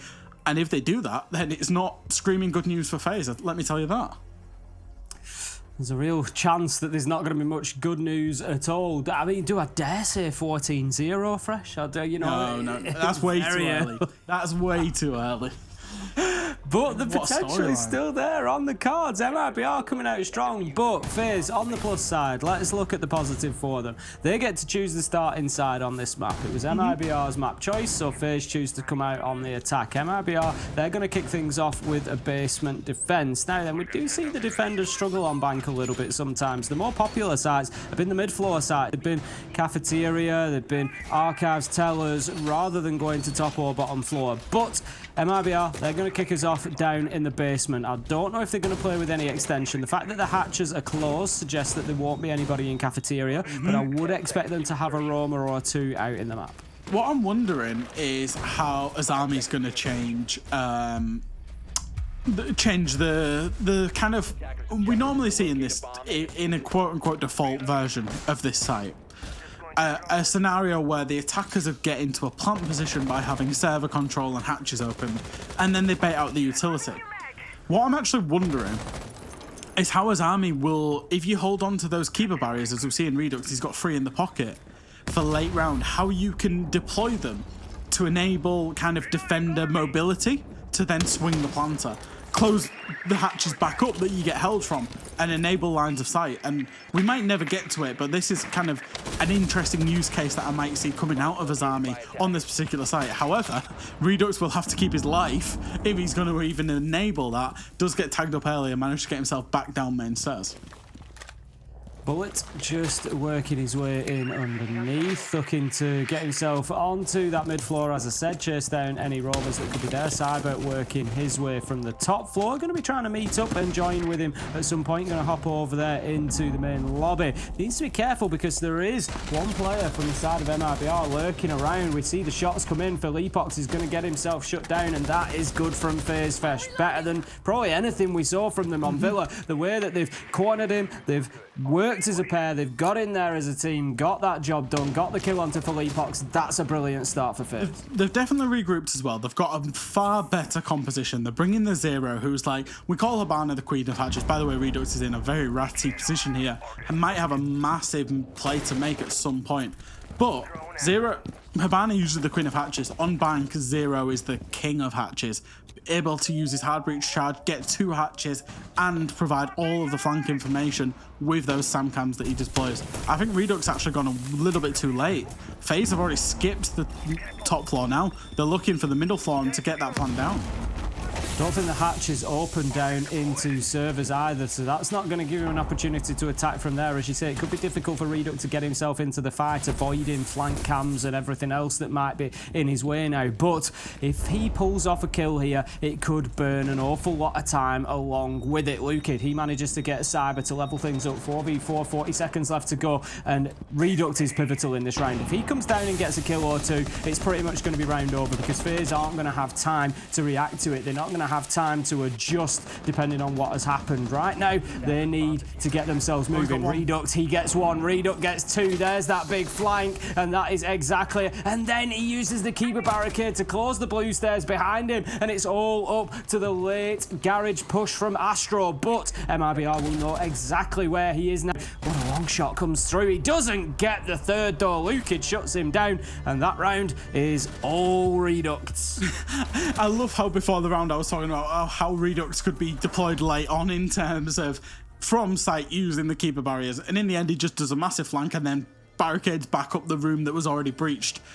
Massive play from him, and he managed to slip past, and it's a really unfortunate time because actually there was a FaZe player dead. I think it was Cyber, who was straight on the cams when he was dead, but he flicked straight onto the SAM cams as Reduct passed a flank drone, and it's a really unfortunate timing that he didn't catch him flanking on the intel. Sometimes you get to scenarios in Siege, you know, especially if you're a defender where you've got a Valkyrie, a Maestro, an Echo, a bulletproof camera, default cameras, etc., where you've got too much information and then people can slip past it. And I think that's just what happened there on the flank. But that being said, massive flank, massive 2K, won the round, and it's another good round for MIBR. It's 8 rounds in a row for MIBR Fresh. 8 good rounds, and it continues. 8-0 at the minute across the two maps. And FaZe, they need to get something going, because that scoreline is going to start to take its toll on them. You're a dreamer, Tim. I know you're a dreamer because I speak to you at multiple events where you're like, well, Eminem can still make playoffs. You know me. If this very complex scenario can happen, you really... I love ticking them boxes. FaZe then going to be heading up towards the top floor to begin with. They're going to be attacking onto open area and cafeteria. So first things first is make sure there are no roamers above. They did that last time, but they didn't do it well enough as they completely missed Reduct. They allow him to slip through the net, and he came back to hurt them heavily in the late round. Now then, Souls manages to pick up a nice yellow ping onto one of the players. I think it's the Valkyrie of Reduct, and it will be indeed. Reduct going to have absolutely no late round impact this time as Bullet manages to put him down. And that's the first time in, what, 9 rounds that we've seen FaZe get a kill based off a yellow ping, based off a drone, based off teamwork. Really liking that for FaZe. As we said, they might have lost that previous round, but they are here to play. It looks like a FaZe that is going to be far more competitive than what we saw in the first map. Astro is going to get himself in, get the hatch open into open area, and this is good from FaZe. I think there's still a player lurking up on the top floor, maybe towards Banana. Astro will potentially drone him out. They definitely know he's there because there's a lot of guns trained in that direction. I can't quite see which operator it will be, but Cyber looks like he's going to take the next engagement. If this Valkyrie goes down, it could be huge given that IQ is in play. Filippo's just going to keep himself far enough back to avoid the damage from the nade, and how many times have we seen it? Fresh once again, the kill comes in, Lukid manages to get it and keep MIBR in this fight. Cyber, he manages to get the trade there, 4v3, and that's something that FaZe need to do better, is have those trades so that they keep themselves with that advantage. Now then, the exothermic charge is going to potentially open the wall up in towards the double door there, but it just looked like they were approaching. I think Foles has probably shot that off as soon as it was activated. Bullet looking to continue the fight with the Philippos inside of Archives. He's going to hold on for the time being and just try to keep that area locked down. Yep, and we've got a kind of a standoff coming in 50 seconds. Cyber's going to do some IQ work, try and spot out those Valkyrie cameras, as Astro's putting his SAM cams in the floor and all kinds of places. And it's really an intel game because the MIBR defenders, they can sit in those power positions in sight and try and hold the pushes it in. Looks like it's going to be a hatch drop, a double hatch drop. Bullet is going to go down with a clone, and maybe Cyber drop in after to try and refrag it. The clone gets shot out. Cyber, wisely actually, doesn't drop and follow it for the refrag. Wasn't too keen there after how quickly that came down. Felipox is going to be down there. The nitro goes out of the window, but he's not going to be able to detonate it. A couple of kills come in for FaZe. It's a big double for Cyber, exactly what they needed. And this leaves Foles in a 1v3. He falls to Souls and gets put out of the round. FaZe finally get one done, and they manage to bring it to 1-1. The fairy tale of the 14-0 over. is gone. It's over. It's done. We're back into a competitive game. And I love that from FaZe Clan. They actually know what they want. They go and achieve it. They work together to achieve the entry kill. And even when the entry kill gets refragged, they're there to trade it back out. It's what FaZe have missed throughout the first map. Let's write that off. We don't need to talk about it so much. FaZe look like they're finally here to play. They just wanted to start themselves with a handicap. Obviously that's obviously what it was. They just like the adversity. Yeah. Going to be heading up towards the top floor this time around, so not much of a roam game I wouldn't expect for MIBR. They might play one underneath just to try and burn a little bit of time, but most of the focus is going to be up here on the top floor. Probably somewhere around elevators. We're going to have somebody playing round about stock, I would expect, where Foles is now. He's going to reinforce that wall. Probably have the shield deployed. There you go. Thank you very much, Raps. And that will allow somebody to play in towards square skylight and just prevent them getting set up, because the attackers, they want to breach those walls on the left of your screen right now. They want to get themselves in behind the desk to get the diffuser down. So the shield there is just going to allow Foles to play in that position and try to hold them off. I think one of the reasons that MIBR get overlooked as a team a lot of the time, and I think they're potentially one of the most overlooked teams in the world, I think it's because they don't do anything flashy. They just do the default stuff, and a lot of the time they do it better. And I think that's what we saw, and it's what we've seen. If you look at this setup again, they're not doing anything funky. They're doing exactly what you would see in a platinum ranked game, but they're able to execute it so well that they win rounds and they get, very far in leagues and tournaments. And I think that's the reason why, is that they don't, can you name a highlight play from MIBR? Probably not. But as a team, they're so solid and so hard to break down. Exactly that, and you heard it here first. Your platinum rank stat, get them perfected. You can get yourself to fourth or third place at the SI. I mean, it takes a little bit more than that, but yeah. MIBR showing us today exactly what it does take. They've been dominant over FaZe so far. Got the first map 7-0, you heard me right, and they find themselves now on the second map in a 5v5 still, and it is 1-1 on the scoreboard. FaZe certainly starting to come back a little bit. Felipo's going to take a lot of damage there. The yellow pinks continue to come out, not quite accurate enough, not going to allow the shots to find their mark, and no more nades to be able to take another bite at that cherry. They're trying to get established FaZe here up on that square skylight area that I was talking about, but without clearing out the 1i that has been playing near stock, Foles is going to make life difficult for them.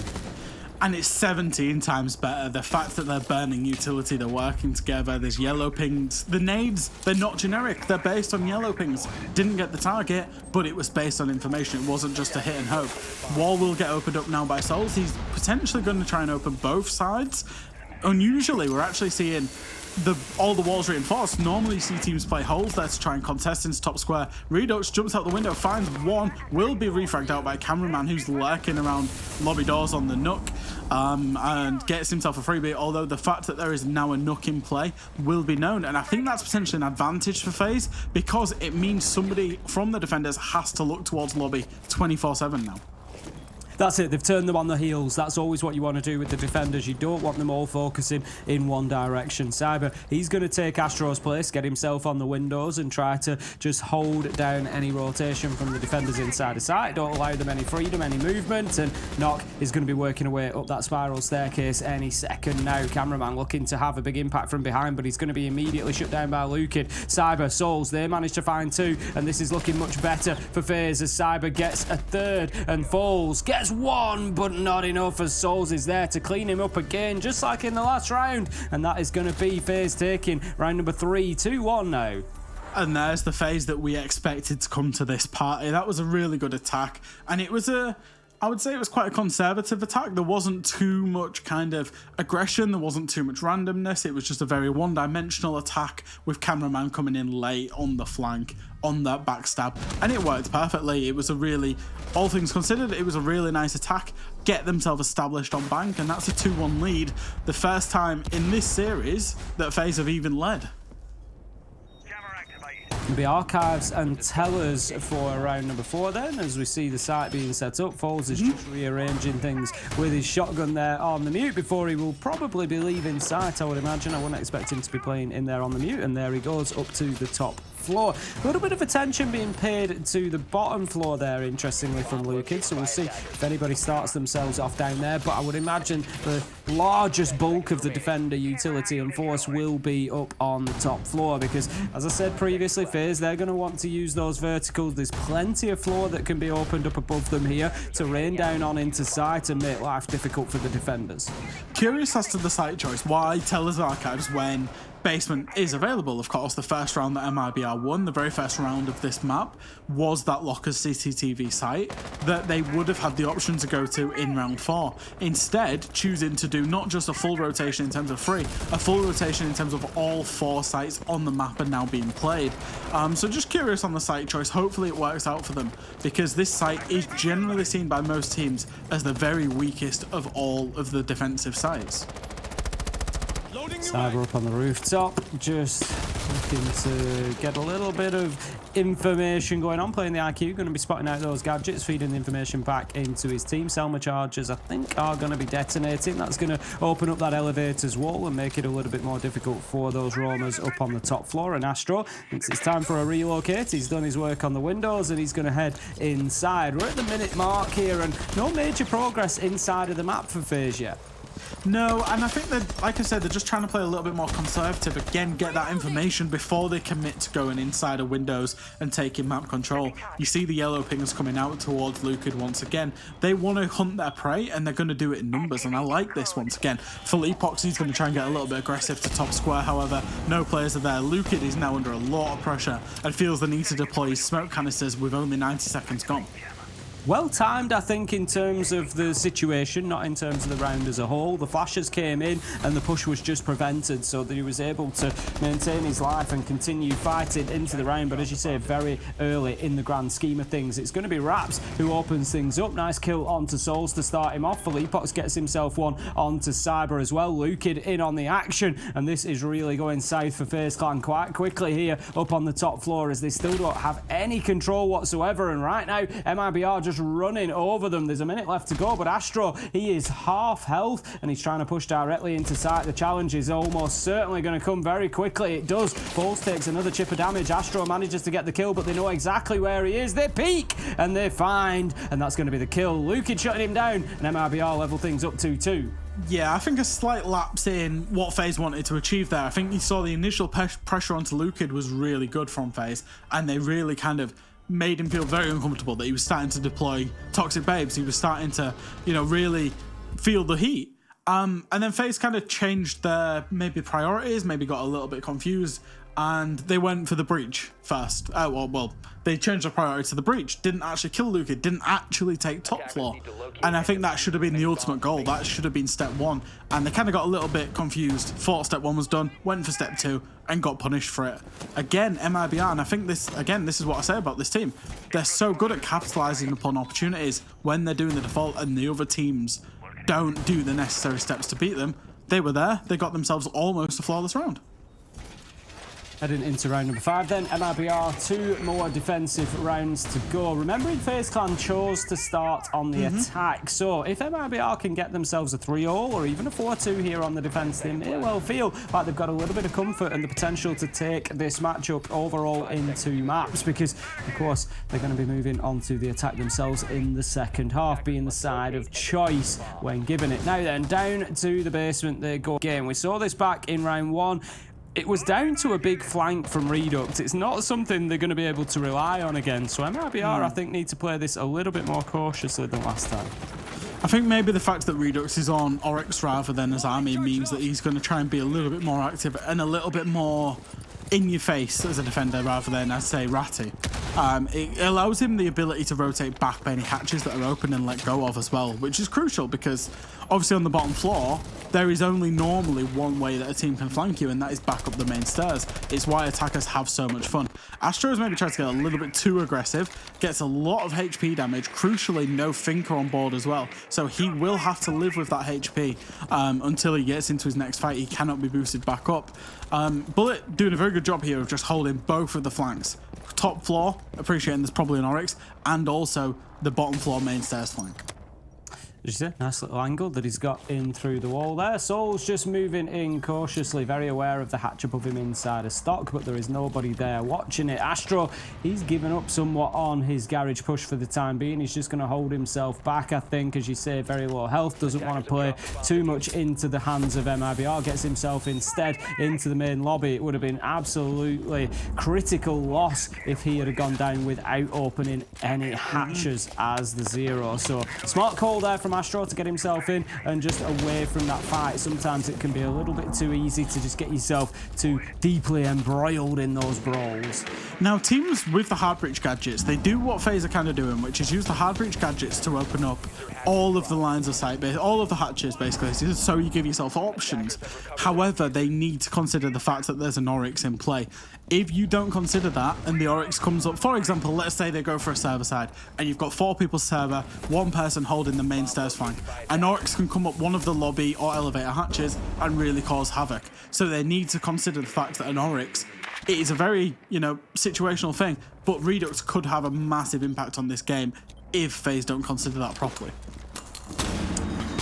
Continuing to push and prod here, FaZe, but not able to get blue stairs cleared up yet. That's going to be the next sticking point, and right now they've got a lot of work to do in not a lot of time. Luke just takes a spray out of the door as his full white flash, but he's not going to get anybody, nor are they going to get him. Cameraman manages to get himself established inside the servers. Cyber takes a lot of damage and will be killed out by Felipox. Astro is going to be the next to go if he's not careful. He tries to make a challenge, but somehow manages to get a kill onto Redux. 4v4, cameraman taking damage as well, but here we go. Manages to get himself into sight and get a couple of kills. It's 2v3, but time is ticking down fresh. Can Lukid win this one out? Astro has diffuser in hand. He's going to be able to get it planted, I would imagine. So it's all up to the kills from Lukid. Very unlikely. No, shut down by Souls. And that's going to be the round for FaZe Clan. 3-2 now.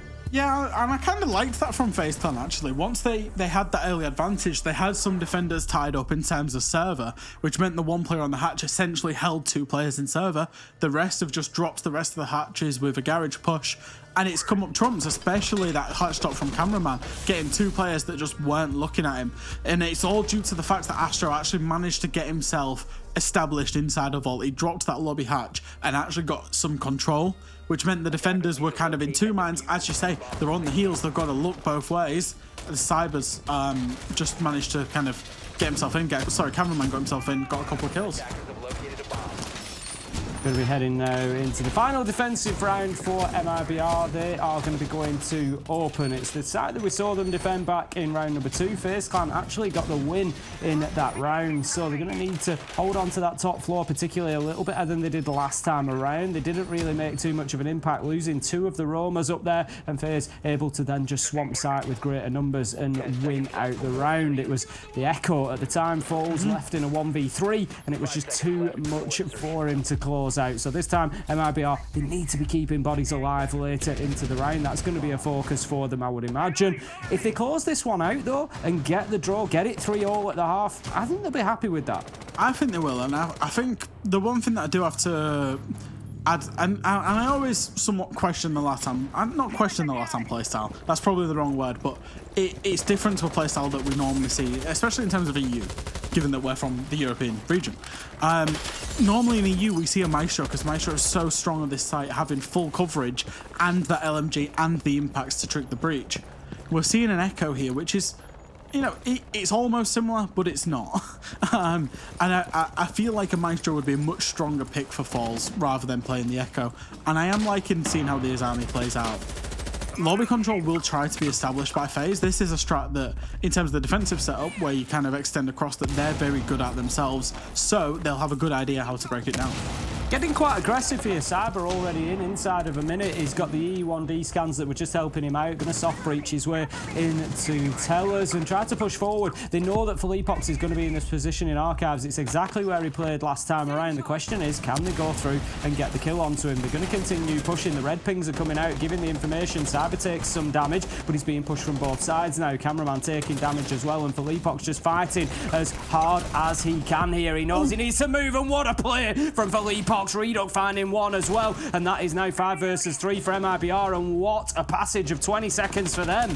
It's criminal that Philippox actually got out of Tellers. He is punished in the end by Souls, but he managed to get himself a kill and get out. Astro's going to, just about miss a shot onto the person playing main stairs. Thought about a quick play, given the fact that he knows that there's at least one off site. Thought better of it, managed to just take the free hatch control that was given to him. Souls going to look for a few picks. Hasn't considered top blue yet, though, and I think that's the big problem. Souls tries to do absolutely anything here. There is a player top blue that will punish him.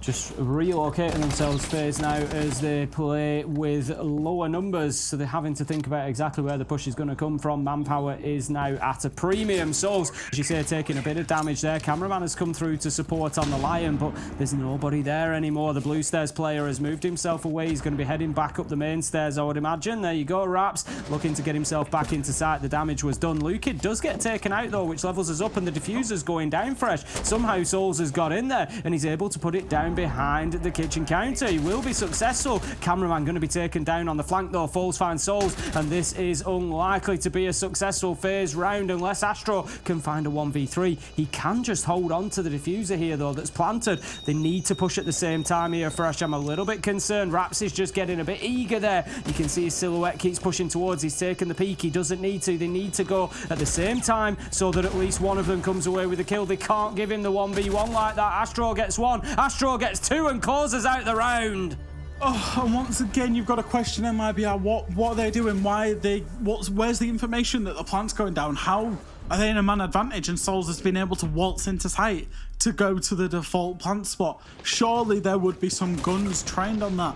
Philippox set them up so well, as well with Redux getting that 5v3, and ultimately it was thrown. And you know, it's a 1v3 from Astro in the post plant. Well played by him. You know, he's one of the best players in the world. There's no surprise that he's able to pull that off. He had all the information from the zero cams, the red pings coming out. And yeah, once again, I've got a question, and I hate to go back and say it, Ace, but like, if there was a Maestro cam, the Maestro cam is always in the default position just above that plant spot, would have known that the plant was going in. Echo, not so much because the cameras are mobile.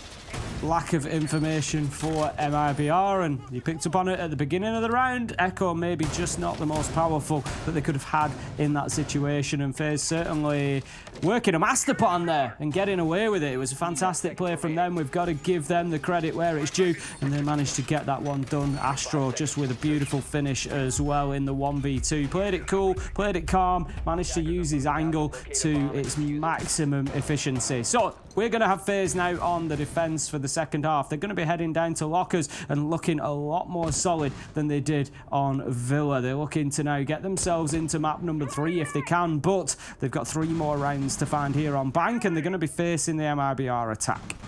Yeah, and we said Bank's attacker sided, so it's good to see that FaZe have managed to get what would be considered the default kind of split on that attack.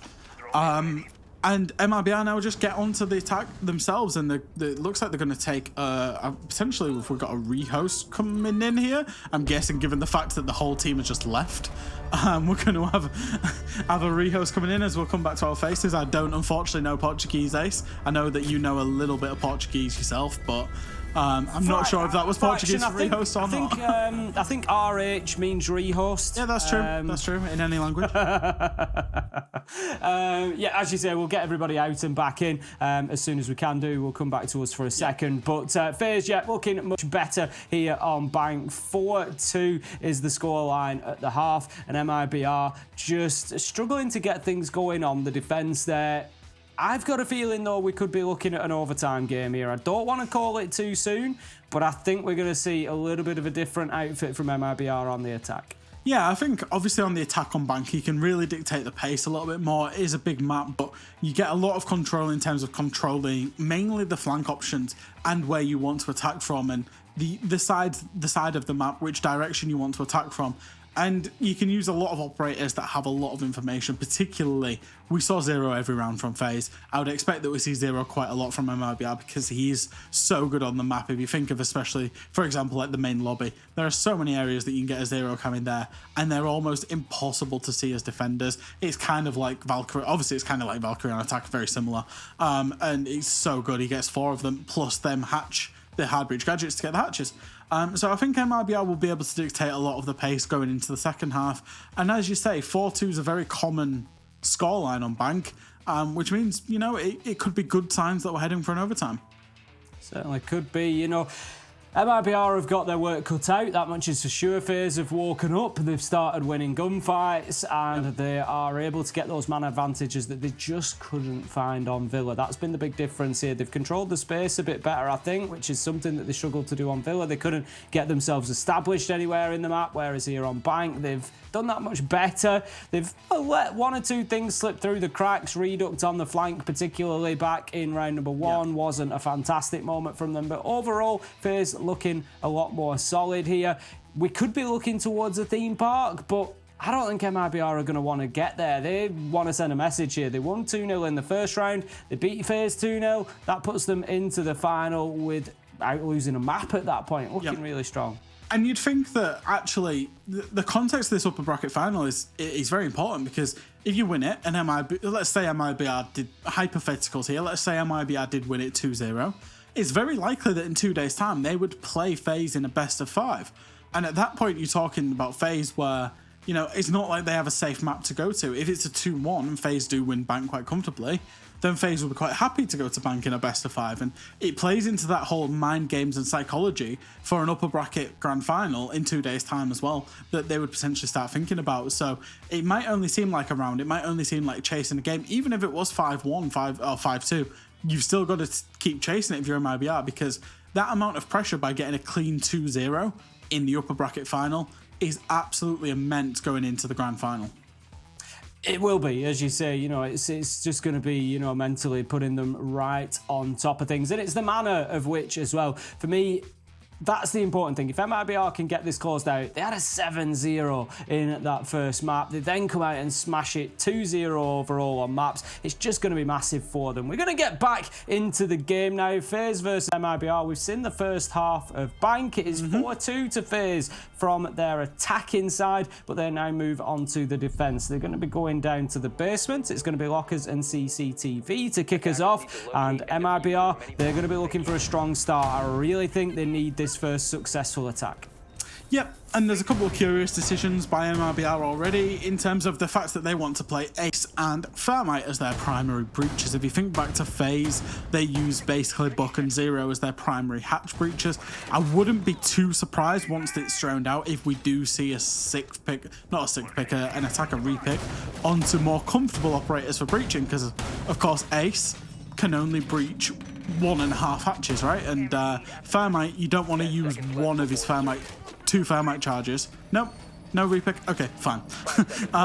So it's going to be harder to breach, and also, and I'm a big advocate for Zero. I don't know if I've mentioned it, Ace, but those flank cams that you get from Zero and the hard breach charge, I don't see why Philippox wouldn't be on Zero right now and he's decided to stick the Ace.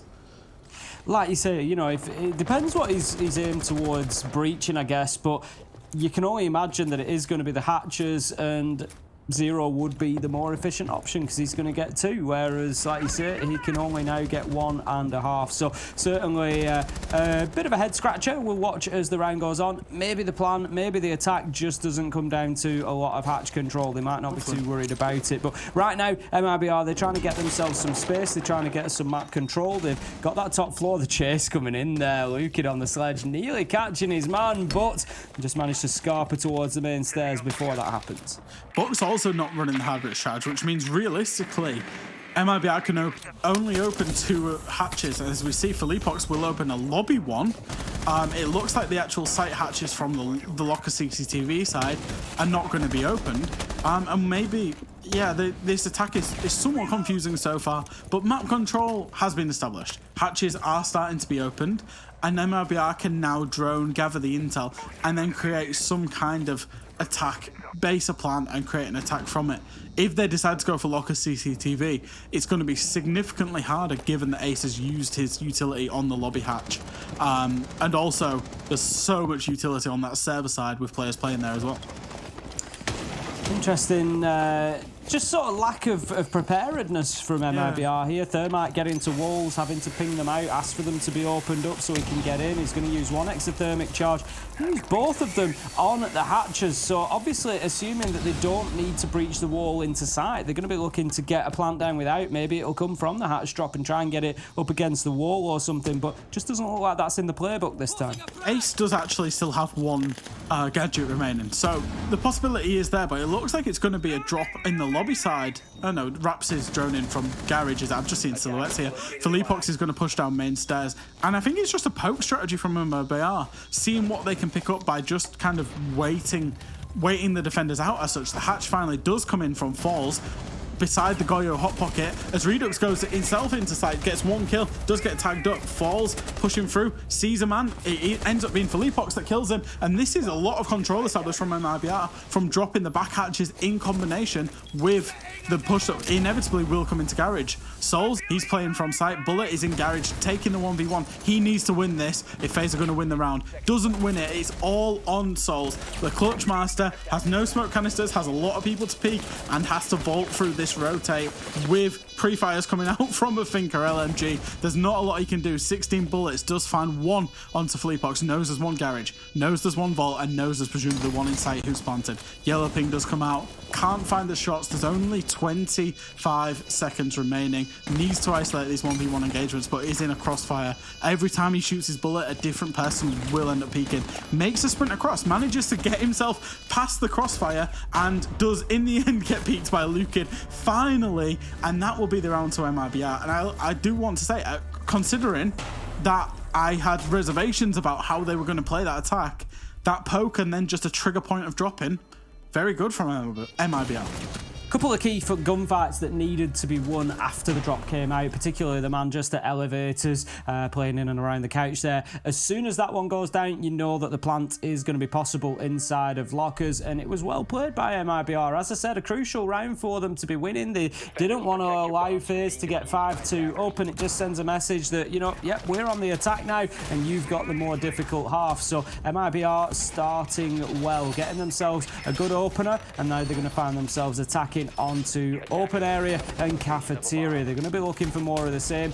I would think a similar approach. They went in from the top floor last time around. They cleared it out. They worked their way down. It's going to be the same here.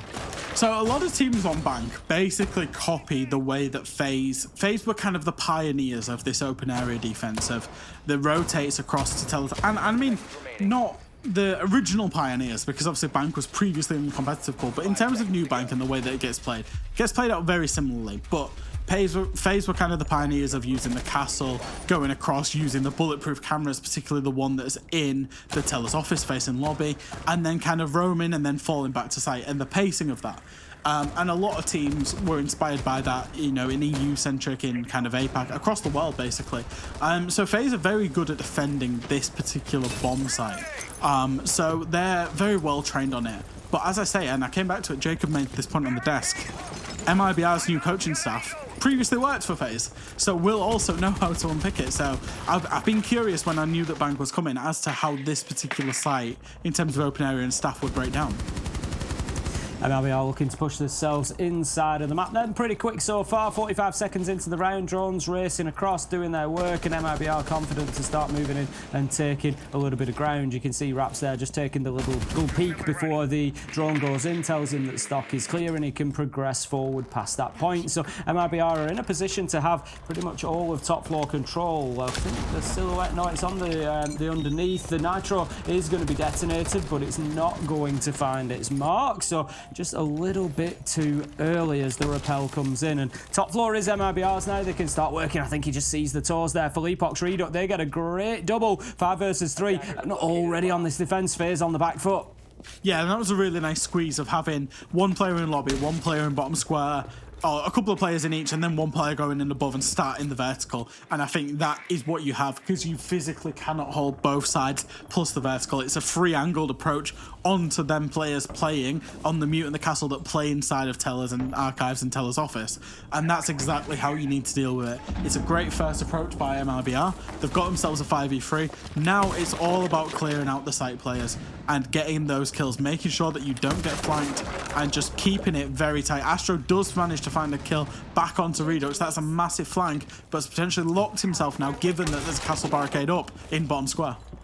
Luki continuing that work from above, but MIBR maybe not making enough progress directly towards site. I think Raps is aware that there's potentially somebody down in electrical, but he's going to send the drone in rather than hold the angle. And Souls, he's just in there. We see this spot all the time from the Maestro. Alder in hand, he's there for that late round What impact. a rotate. We have the Malusi just running out there. Astro deciding to get himself outside of the map and in through the window. Nade comes in, going to do a little bit of damage, but not enough. They know exactly where he is though, and there's no real way for him to get away from this. He needs to find his kills. He gets one, he can't get two. Philippox manages to get that. It's effectively a 2v1 with Falls down, but he's going to be collected, and the diffuser's going to go down here. What a lot of work from MIBR in not a lot of time. It all comes down to Bullet on the Vigil. He can't make his way back into sight yet. He's going to have to fight his way back. He gets one. Can he find two more? There is one low health. Falls is only one bullet away. He's at 20 health at this point in time. Vigil now trying to work his way in, but it's worth mentioning that he's low health as well, and there you go. That's exactly what MIBR needed. They get the man onto the vertical, and it's just become an even more difficult task for Bullet here. He's searching, he's seeking, he finds one through the soft wall. It's all up to Falls. He's low health. He's got to hold on for about 12 seconds here. He just needs to keep himself away from this fight. He doesn't want to give anything away too easily, and Bullet, he's going to go in and maybe just bait it out a little bit here, but the time ticks away. He cannot do it now. It's too late, and Falls plays that beautifully. Even with his low health, it's irrelevant that Bullet gets the quad kill. As nice as it is, it will be nothing more than stat padding in terms of this matchup. And I feel like MIBR set themselves up on that attack so nicely in terms of that initial entry, that initial map control game. And I want to give a shout out to Astro, because he played this position very well. If that had not been a double drop, and he came very close to getting the double kill there, Astro nearly made a round winning play with that first flank, and then the rotate outside from electrical to open area window, nearly getting the double kill. I want to give a shout out individually for Astro, but yeah, I think MIBR had a really good grip on how that FaZe defense would play out. Forced FaZe straight away to go back straight away to the bottom floor, and FaZe don't look comfortable on any defensive site so far. They've tried basement, didn't win it. It was pretty clean for MIBR. They tried open area, didn't win it. It was pretty clean for MIBR. And then talking about the other two defensive sites, they're the least two preferred in terms of CEO and Tellers. Teams generally don't like going to them if they can help it. They are definitely the tertiary sites of this map. So FaZe are in real trouble here based on how MIBR have attacked these two sites so far. 5 seconds to go. Well, we'll see if the trouble continues for them. Round number 9, 2 attacks, 2 wins so far for MIBR, one of them including this site. I think we're going to see somewhat of a different push this time. They have gone for the Ace and Thermite combo as they did last time, but it was mostly a hatch drop from main lobby. I'm not sure that is going to be the case again, because they know they might not get away with it. They do have Lukid on the knock, which just spells out the potential for a little silent sort of garage push potentially, but he's not over on that side of the map at the minute, so we'll keep a close eye on Lukid and see exactly where he's going to go. But look at this for Philippox. He's inside of 20 seconds here, looking to challenge onto Bullet. Yeah, and I like this a little bit from FaZe in terms of getting aggressive onto lobby. However, Lukid, he's managed to get himself all the way down the set of stairs, and I think that was good idea from Souls. I don't think he knows there's somebody on the stairs. I think he just thought it was a drone, but he preemptively popped the Goyo canister just in case, and I like that. However, Philippox has also, Lukid's also played it well by not giving away his position. As far as Souls know, that's just a drone, and therefore Lukid could still have some success on that bottom floor. However, I think the fact that the Dokkaebi calls also come in means that FaZe have a good idea somebody's probably on this staircase. However, Lukid, he's just better. Wins both of the gunfights, 2 headshots, gets a double entry kill, and MIBR, they're in a 5v3, and they look like they're going to run ragged with this particular attack as well.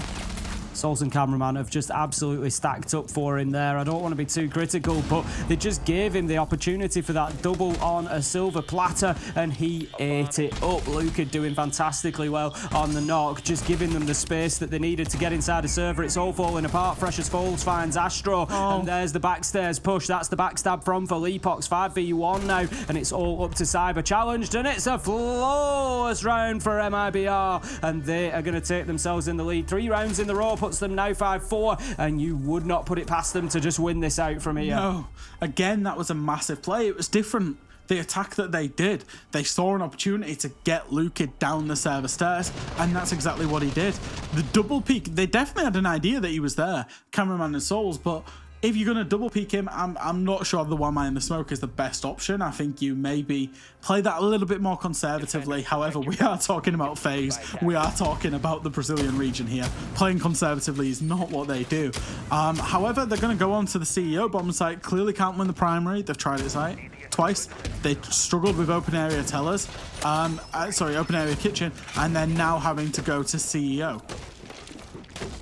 Going to be heading into round number 10 then, and FaZe Clan need to find a way to slam the brakes on the runaway train that is becoming MIBR right now. They've had 3 consecutive rounds and are looking to be trouble. FaZe not able to do anything on the defensive bank so far, so they're going to head up to the top floor. We haven't seen them try to hold on to this yet, but as you said yourself, Fresh, it tends to be now considered one of the tertiary sites along with archives and tellers, so this to me just smells of FaZe really clutching at straws at this point. Yeah, it really is. It's a try anything desperation moment, and I think the identity of FaZe is more aggression. So I think as and when this game kind of chugs on, if they end up back on one of their primary sites, it might be more and more aggression, and that's just something that they're gonna try and go to. However, MIBR, I feel like they're well considered on this FaZe aggression. They've played them plenty of times. They will scrim them. They know this is what FaZe will do, and I think should be ready for it. And I will say it again, they've got coaching staff that used to be on FaZe, so they'll be ready for it. Falls, he's going to try a potential Ying plant, a quick plant here. He's got the diffuser, he's thrown the Candelas in. As Redux managed to get himself into stock, Souls does find one onto Fleetbox, but Redux, he's going deep.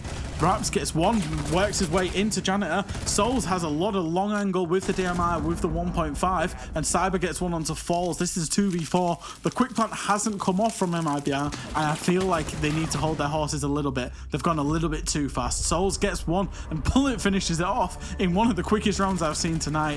That was a quick play, that was a quick plan, and it completely did not work from MIBR. There was too many 1.5 times scopes on the side of the defense.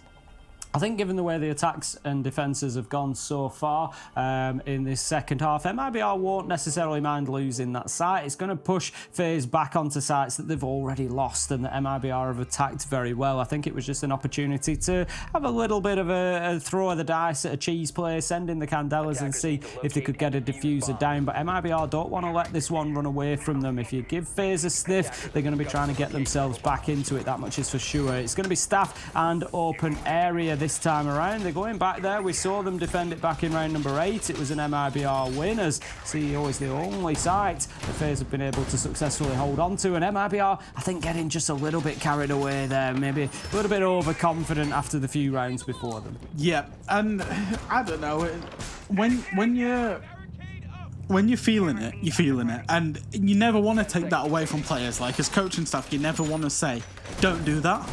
But it's one of them frustrating things that you feel like, just go about your professionalism. We saw MIBR have that professionalism in Villa to get a 7-0. They didn't get carried away with their defenses, and they just put FaZe to the sword. They had a really good opportunity in that previous round to put FaZe to the sword, and they got a little bit carried away and they went for a quick plant that was pretty ill-advised. So I want to see them kind of regroup. What they've done worked well on open area. It worked well on lockers. MIBR have to go, FaZe have to go back there. So hopefully, you know, for their sakes, they get the next 2 rounds by doing what they've done in the preceding rounds. Reduct is bringing along the fuse this time around, so we'll see how that goes. They're going to need to get vertical control if they want to make use of the gadget and get those hockey pucks bouncing around inside a site and blowing up everything inside. They're going to be good to do two things. It's going to be clearing out some utility, but it's also about pushing defenders around. They're not looking to really get kills. I mean, sometimes you might get lucky and get one, but at this level, it's going to be quite rare. Instead, what they want to do is move people. They need to get horizontal lines of sight established, then you send in the fuse charges, and as players move away from them, that's when you pick up the kills. That's what they're going to be looking for. Has he... I don't know if I just saw Luke had missed 2 grenades on the door. Yeah, he did. He's going to just sledge it and then we're going to walk inside. Okay, let's go. Raps is going to make his entry, not sight, into Tellers. And this is a little bit different away from how MIBR attacked it the first time they attacked. However, Tellers control is established, which means Archives control won't be far off established. If top floor gets established, there's really not many places that the defenders can actually play. And that's a worry for FaZe, given how fast... you know, how fast MIBR have been in taking this control. The wall will be next to be established in terms of the control, breached, and then go for the plant behind the counter, making sure that the flank, primarily of Blue Stairs, is held. MIBR have got pretty much everything that they need at this point in time. They've largely been given it by FaZe Clan. There's not been any major challenges coming through. They're just going to use a little... Well, they'll keep considering it. The Raps is going to want to use a nade hole at some point. Opens it up, decides that further along the wall will be better. It will just clear out the mute jammer and will allow the thermite to open up the wall. There is potentially going to come a little push through garage there. We just saw the drone down there. I don't know if they're going to want to maybe move in that way, but as you can see, they're using the fuse charge to try and keep people away from the wall, but it will not be successful, and they're going to lose that first exothermic charge. So second one goes off, they'll try it again, and they're going to use the soft breach now to open up that double door. They're going to have a better option here, but Souls manages to get the first onto Reduct. Falls. That could be a big kill though, shutting down the Elder and the Maestro, and for Leapox, he manages to get Cameraman, and here come MIBR. 3 versus 2 as kills rain in on both sides. 2v2 as Bullet fights back for Leapox, moving in on the backstab, but there's nobody there for him to find. Raps, he's going to start getting the diffuser down. Great kill from Felipox on the cover. He knows where the last man is coming from. It's a ring around the roses. He doesn't know which side it'll be. He gets shut down from behind the copier, and this is all going to be up to Raps to try and hold on to this. He's playing on the knock. He's keeping himself out of danger at the minute, just in behind that reinforcement. It's Cyber versus him, and they are very similar in terms of hit points at this stage, and Raps somehow able to win the spray down and get that round over the line, and it's going to give MIBR the opportunity to close this out in 2 maps. Oh, that came so tense. So tense. I loved the game of cat and mouse. I always loved the game of cat and mouse between the impact trick, and I thought the fuse was a brilliant idea, and the push in with the breaching charge as the fuse, and the thermite charge is also going off because the Maestro was so distracted. Great play from MIBR. They nearly let it go. I did mention that flank, that Blue Stairs flank. They nearly let it go to the Blue Stairs flank. A plant on 0-0 is never what you want, but they managed to make it work in the 1v1 with the battle of the drop shots right at the end there. And MIBR, they've got a great handle, as I say, on most of the primary sites. The only attack they've lost has been a mishap and ill-informed fast play. So once again, FaZe, for the 3rd time, are going to try this open area strat. I don't know if they're going to change it up. There's no Maestro on site this time. Oh yes, sorry, there is. I didn't see it. I looked bottom upwards, not top down. Souls is still playing the Maestro. So I don't know what the adaptation is here for FaZe, because it's so hard when a team has such a good read on you. What do you do? Do you spawn peek? Do you get more aggressive into lobby? Do you get more aggressive into top square, top floor? It's got to be some kind of adaptation, because it's not worked 2 rounds in a row now in terms of defending this site. Oh, exactly that. Like you say, there's going to need to be something different brought out. Interestingly, the fuse not brought along this time, rather than, as I suggested, being used vertically to try and push defenders around. It was an interesting use to try and keep the exothermic charges safe, but just didn't really work. We still saw one burnt out, and ultimately, you don't really have to be that close to be landing those impact nade shots when you're playing at this sort of level. So choosing instead to bring along quite a different lineup this time. We've got the Ying, we've got the IQ, we've got the Dokubi, so things are definitely shaping up a little bit differently for MIBR. They're going to try to get themselves into the top floor. We can see that already. Lukid opening up the windows, and MIBR just, this is characteristic of them so far today, not messing about. 30 seconds and they're pushing inside of the map already. Yeah, as I say, they've got a really good read, and the main focus in the first 20-30 seconds is always on this Teller's Archives position and those players, because they are by far and away the most vulnerable players on the defensive side. But they've got to be there because you can't give that control for free. It looks like there's going to be a lot more investment into the top floor, particularly Cyber using those Legion Mites. He's got to make it work. If he gets picked early, this round is almost over for FaZe. So it's all about him playing up on the top floor. Redux finds one onto Astro. Again, those players are so vulnerable in the Teller's side. It's not a surprise to see that being the first pick. However, Bullet, he does find one back onto Raps, and we're 4-4 with 1:30 played. Not a bad start for MIBR, clearing out the Azami. That's going to mean that there's no new Kiba barricades that are going to get thrown up. Cameraman deciding to hold on to that angle rather than reset his phone. He'll just let that time pass by, and the phone call will stop. Cyber, as you say, a very important player here for FaZe. He's still alive, still active, and hasn't been moved as of yet. So that's something that MIBR are definitely going to have to deal with. And this garage-sided push from Felipox is something that they did last time around. If you remember, he pushed up into sight with about 20 seconds left to go, and had quite a big impact as he came through. Now Souls, he's watching through into Archives Tellers, and it's all cat and mouse at this point. We've seen it time and time again between these two teams, but it's Cameraman this time who's going to get the first bite. Cyber manages to get one. Souls, it looks like we're going to overtime. It's 1v4. It's shut down, and that's going to be FaZe winning the round and taking us into overtime. FaZe had a very, I don't know if FaZe had a good read on that, or MIBR just tried changing up their attack a little bit too much. They really didn't punish Cyber when they should have done. If you look at how Cyber managed to just crouch walk himself back into sight, there was no breaching, there was, it was a tricky one because there wasn't too much adaptation apart from Cyber being top floor, and it didn't end up being adaptation at all. We're going into overtime. Crucially, however, it's FaZe on the defense, which means they're actually gonna switch sites to CEO Exec, which is the one site that they won convincingly. However, that was from MIBR's fast play. So I would wonder if MIBR are gonna do a fast play again, given the fact that they lost it so convincingly last time. Well, I was just going to say that the Ying was being swapped away, but then the Ying is swapped away to an Amaru, which would suggest no slower play, effectively. But we'll see what happens. They're going to bring the Monty along as well, so this is definitely going to be a considerably different approach for MIBR. The one thing that I like, and what I am going to suspect might happen, is the Monty would go into lobby and try and force the way up lobby stairs as the Amaru goes up the hatch into elevators to take control of that Kanto position, is what I potentially might suspect might happen. Could be wrong, could be completely the other side. But based on the spawn position as well, which I've just clocked, is potentially what I'm thinking. With a couple of players playing on the rappel, it's a very easy take, it's a very sensible take. You have, as you say, Lukid, he's going to be on the rappel, open up the Kanto walls, and a jump out from Cyber is punished by Raps. I've hit the point of Delirious as we're going into lobby is with MIBR, and Monty will walk up the main stairs, covered by Lukid. Falls will go up into into the elevators through the hatch, and the window players will punish. Basically, you want a headless chicken effect. You want the defenders to not know what's coming at them, run around, and then the window players punish them. Cyber's got to be hitting his shots there. As he came out, you could just see that they were missed on both sides, but it was Raps ultimately who was able to win it. Raps, he's going to be taking a bit of damage there, but so does Cameraman, and he has to dip away from that fight. Raps will be able to boost himself back up as well once those nanobots are available. Soul's just being chased out of elevators by that drone, and that is going to leave MIBR in a reasonable position here. They've got the entry kill, and they can move in. They've got control of main lobby and can start pushing towards that spiral staircase. They want, as you say, to get Monty up there and work in from behind, but the top of the elevators, that's going to be the next problem for them to solve.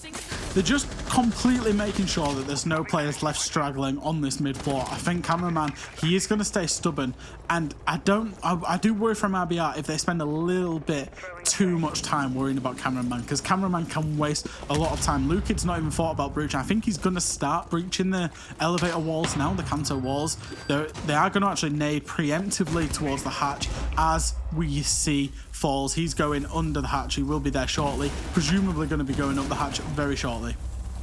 And the This is it. This is going to be the MIBR push now. The Selma Chargers opening up the wall so they know that that area is clear. They just need to get the Monty into position. As you can see him ahead of us there. Cameraman, however, is going to find Falls. He's going to find... No, it's Astro to find a second onto Raps and FaZe. They managed to gain control of the round now in a 4 versus 3. Felipox keeps himself alive, but he's in a dangerous position because he knows that there are men on the downstairs floor. They can't ignore them because they're just going to get hit on the flank. Felipox taking some damage there as well in another gunfight with Cameraman, who gets himself onto the stairs, but he manages to find Astro. If he finds a second one onto Cameraman here, this could be a big play, but right now his focus has got to be getting that diffuser and getting back upstairs to join the Monty. 25 seconds left to go. That's exactly what he's going to do, but Cameraman, he's giving chase on the castle and could be a real problem here. I'm not sure if they can get themselves in a position to put this diffuser down. There's going to have to be some cover from that rear side. Felipox goes in, gets 1 kill, but drops the diffuser as Souls manages to return it. 5 seconds left to go.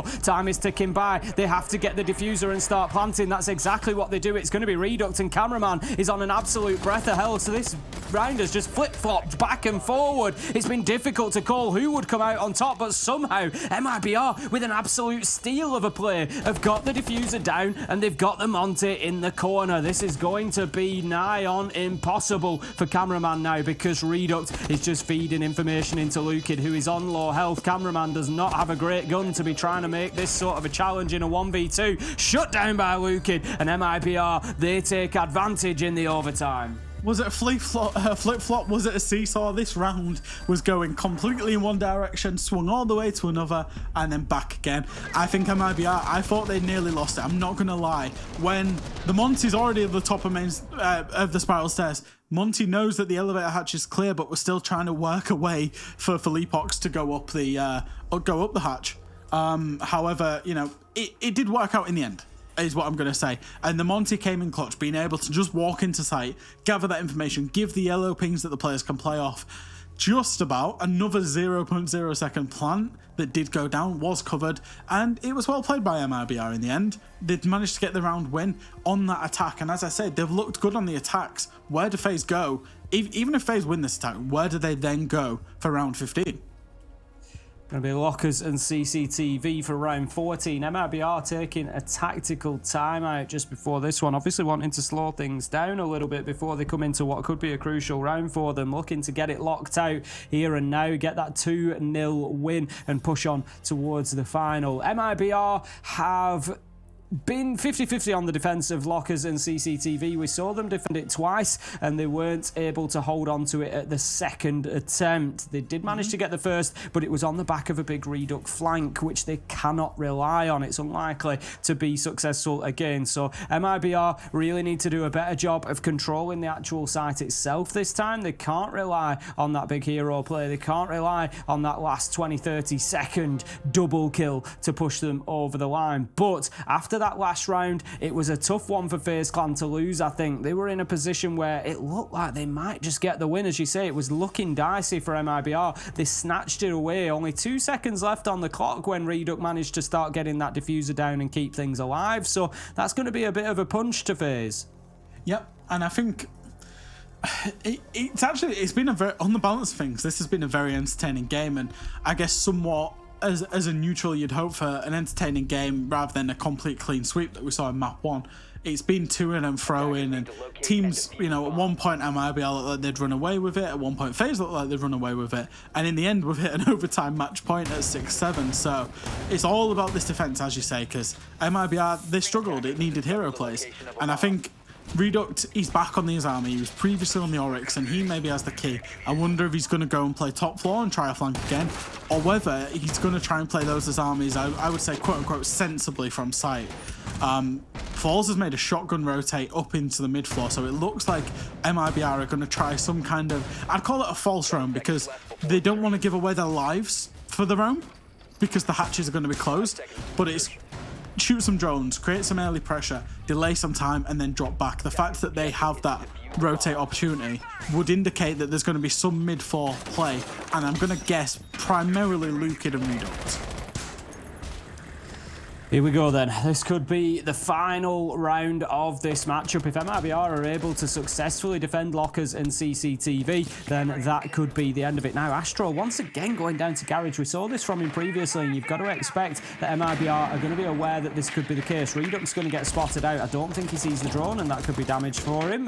So dangerous, rather. He's going to drop himself away down main stairs, but Bullet, he manages to find full epochs, and that is a good start for FaZe here. He's just using that angle that we've seen previously to watch two different rotations, and he manages to pick up the entry kill. I'm going to start doing that in my ranked games. I really like that, I'm not going to lie. And of course, copying what pros do in your ranked games usually leads to some success. Cameraman is going to use the Rotero drone down the drone hole towards bottom server. It's not a very used drone hole, that one. I don't think not a lot of people know about it. Souls has got himself into open area, and this is great stuff from FaZe so far. They've established map control. They're going to start working on the hatches. And once again, it looks like they do have a good grip on this MIBR defense of lockers. I'm surprised MIBR didn't go over to an open area, for example, knowing how FaZe attacked this last time. And get those hatches opened up and look to apply a little bit of pressure onto site itself now that they're comfortable with the map control that they've got. Halfway through the round, and one kill to the good. FaZe 5v4. The next kill is going to be particularly important. They're going to get access to those cameras. It will pretty much just be the defaults. There's some black eye cameras still knocking about, actually, so it could be a little bit of bonus information coming in for FaZe, but 1 minute 15 and still setting themselves up for site. Yeah, 1 minute 15, but they've got the man advantage, they've got the information, and Bullet has a massive job to do on the player of Raps in Garage here. He's got to get that kill onto the Echo. It normally comes down to that 1v1 engagement, but even if he just does a good enough job to distract him, then that's good. And it means the Echo can't deny the plan. However, look at that Redux, he's barricaded back up. Yeah, you can drop the hatch, but you're going to have to drop it into a hellhole by the keeper barriers barricading back up the door from the elevator side. It means FaZe are going to have to go much more one-dimensional with the clock running out as well. Only 35 seconds to go. Foles just going to be holding on now, just deploying those smoke canisters at range. FaZe, as you say, are going to have to get something working. There's keeper barricades to be taken down. Lukin manages to get a kill onto Souls, and MIBR start fighting back, but Cameraman, he just runs through that toxic babe and continues going. Kills rain in. It's 3v2. It's MIBR on top. Lukin going to take a lot of damage, though, just trying to hold on for the time being. The diffuser's down. They don't have it fresh. There's 8 seconds left to go. Cameraman gets a kill, but he takes a lot of damage along the way. And that's it. MIBR managed to get a successful defense of lockers and CCTV, and that is going to close out this game against FaZe 2-0 and send them into the final. Redux had a massive play there in terms of the way that he was using his army. He managed to... Two things that he did. He closed up the elevator side, the kind of door that's there on the elevator side, on the elevator hatch drop, and he closed up Garage as well, which meant the Echo didn't have to think about somebody walking in Garage without knowledge of it and could train his gun towards sight. MIBR, they pulled out a very small adaptation, but it worked for them in that very final round on what was an entertaining game of Bank, and they've 2-0'd FaZe to book a place in the grand final. It's been a lot of fun to watch, and MIBR certainly deserved the position. 7-0 they won on Villa, and then showing that they've got the resilience as well to win those overtime games, keep hold of their own map, and really sort of dominate FaZe in those last couple of rounds. They got an attack, they got a defence. There was just nothing really FaZe could do at the end, and I don't know if they were just a little bit beaten by that point. Yeah, it was a very entertaining game all round. Like you say, even the 2 overtime rounds, in section of those rounds, it looked like it was going to go one way or another. It was a very competitive game, especially from FaZe after they'd been beaten up. But, you know, all credits to them. MIBR, they played superbly across both maps. Well, MIBR yet to drop a map here in the tournament will find themselves in the final, and they are certainly the team to beat in the LATAM region. That is going to be it for me and Fresh for the night, but there's plenty more Siege action to come along, so make sure you stick around. We've got some highlights, and we're going to send you back over to Jackie and the desk to break that one down. Thank you so much, Ace and Fresh. Fantastic casting as always. We appreciate you so much. Okay, but we gotta talk about FaZe versus MIBR. It is done. FaZe tried to come back after getting stomped 7-0 on map 1. Banking on Bank, wink wink, but it was not enough. It was not enough, Jacob. They could not take down MIBR, which I gotta give you props, friend. You predicted, so Okay. Yeah, I didn't think it would be that swift, obviously. I looked at this FaZe team and I figured there's enough substance here to beat MIBR by itself. But I do have to wonder how much having Dark as FaZe's ex-analyst now being MIBR's coach factored into the way that both of these maps were played. A 7-0 leading into what was almost a nearly perfect attack half from MIBR makes it seem like it was almost too easy. And even though it was still an overtime game on map 2, that was just because one half for MIBR felt like it wasn't nearly as strong. They still had more overall solid halves in this series, and that brought them a victory. Yeah, and I mean, you look at the series overall, right? And like, I didn't feel like it was even just the fact of like, oh, it's a super attacker-sided series, because you look back to Villa, and MIBR won 6 defensive rounds in a row. So they're beating FaZe on both their attacks and their defenses, of course, different maps, but still really impressive and a dominant series overall from MIBR. Yeah, I'm not gonna lie. Ace said they are the team to beat in the LATAM bracket. I definitely think so. Jesse, I want to take a closer look at FaZe, though. In FaZe's defense here, this was a dogfight, and they had a really strong first half. Yeah, I mean, I really did like FaZe Clan's attacks so far throughout Bank. I thought they were using attacker repick a ton, maybe not better than MIBR, but certainly more. They were constantly switching on and off of operators like IQ and Dokkaebi, and typically that was corresponding to when Valkyrie and Echo were being brought. So they had those answers to those intel operators. You look at bringing them in round 2, but not round 3. Then round 4, we saw them do a really cool attack onto the basement where they brought 2 sets of can openers. The fact that there's now 2 on each operator was huge for them, Buck and Zero, and they really were able to collapse on that basement. And then even that round 6 clutch, if you remember back Astro in the 1v3, he played Zero that game, and he always had the red pings from those SAM cams. We saw Cameraman and Cyber calling out for him, going for those pings and really giving him the intel. So I thought FaZe Clan did a great job of utilizing a wide variety of operators to make their attacking half do a lot of work, but unfortunately that round 14, it just wasn't enough. Yeah, and Jacob Escalina de Bubu is going to be playing FaZe now, looks like. Yeah, I can't say I'm shocked. I think the first game was over like as a 7-1, and if you give me a second, I'll check what the score of the other one was. 7-1 on Villa, 7-4 on Skyscraper. So yeah, I think that just goes to show that even a tier 2 like feeder team, so to speak, made up of some really promising tier 2 talent that just kind of seems like they're waiting for our call up to tier 1 is better ultimately than an Argentinian squad, which is just going to show how deep the talent pool in Brazil is, that you've got so many really good squads in BR6, and then you've got all of this talent down here right below them that is just waiting for their opportunity to jump up into the big league. So FaZe I just realized FaZe have to play Escalina de Bubu again tomorrow. Yeah. Like the rematch is happening. Yeah. Ooh, boy. Well, Jacob, fantastic job today. We'll see you tomorrow. Bibu, please eliminate him now. Just kidding. What? I'm joking. Did you tell Boo Boo to call a hit on me or something? Beboop's coming for you. No, I'm kidding. Oh, no. But Jacob, it's been so fun working with you, and we will see you tomorrow. Jesse, you're stuck with me and Beboop. That's fine for me. We got NA coming up. I'm pumped. I know. Yes. Talking about what's coming up next, we have SSG versus Leftovers. Cannot wait to talk about that. So don't go anywhere. We'll be back in a little bit. See you soon. Beboop.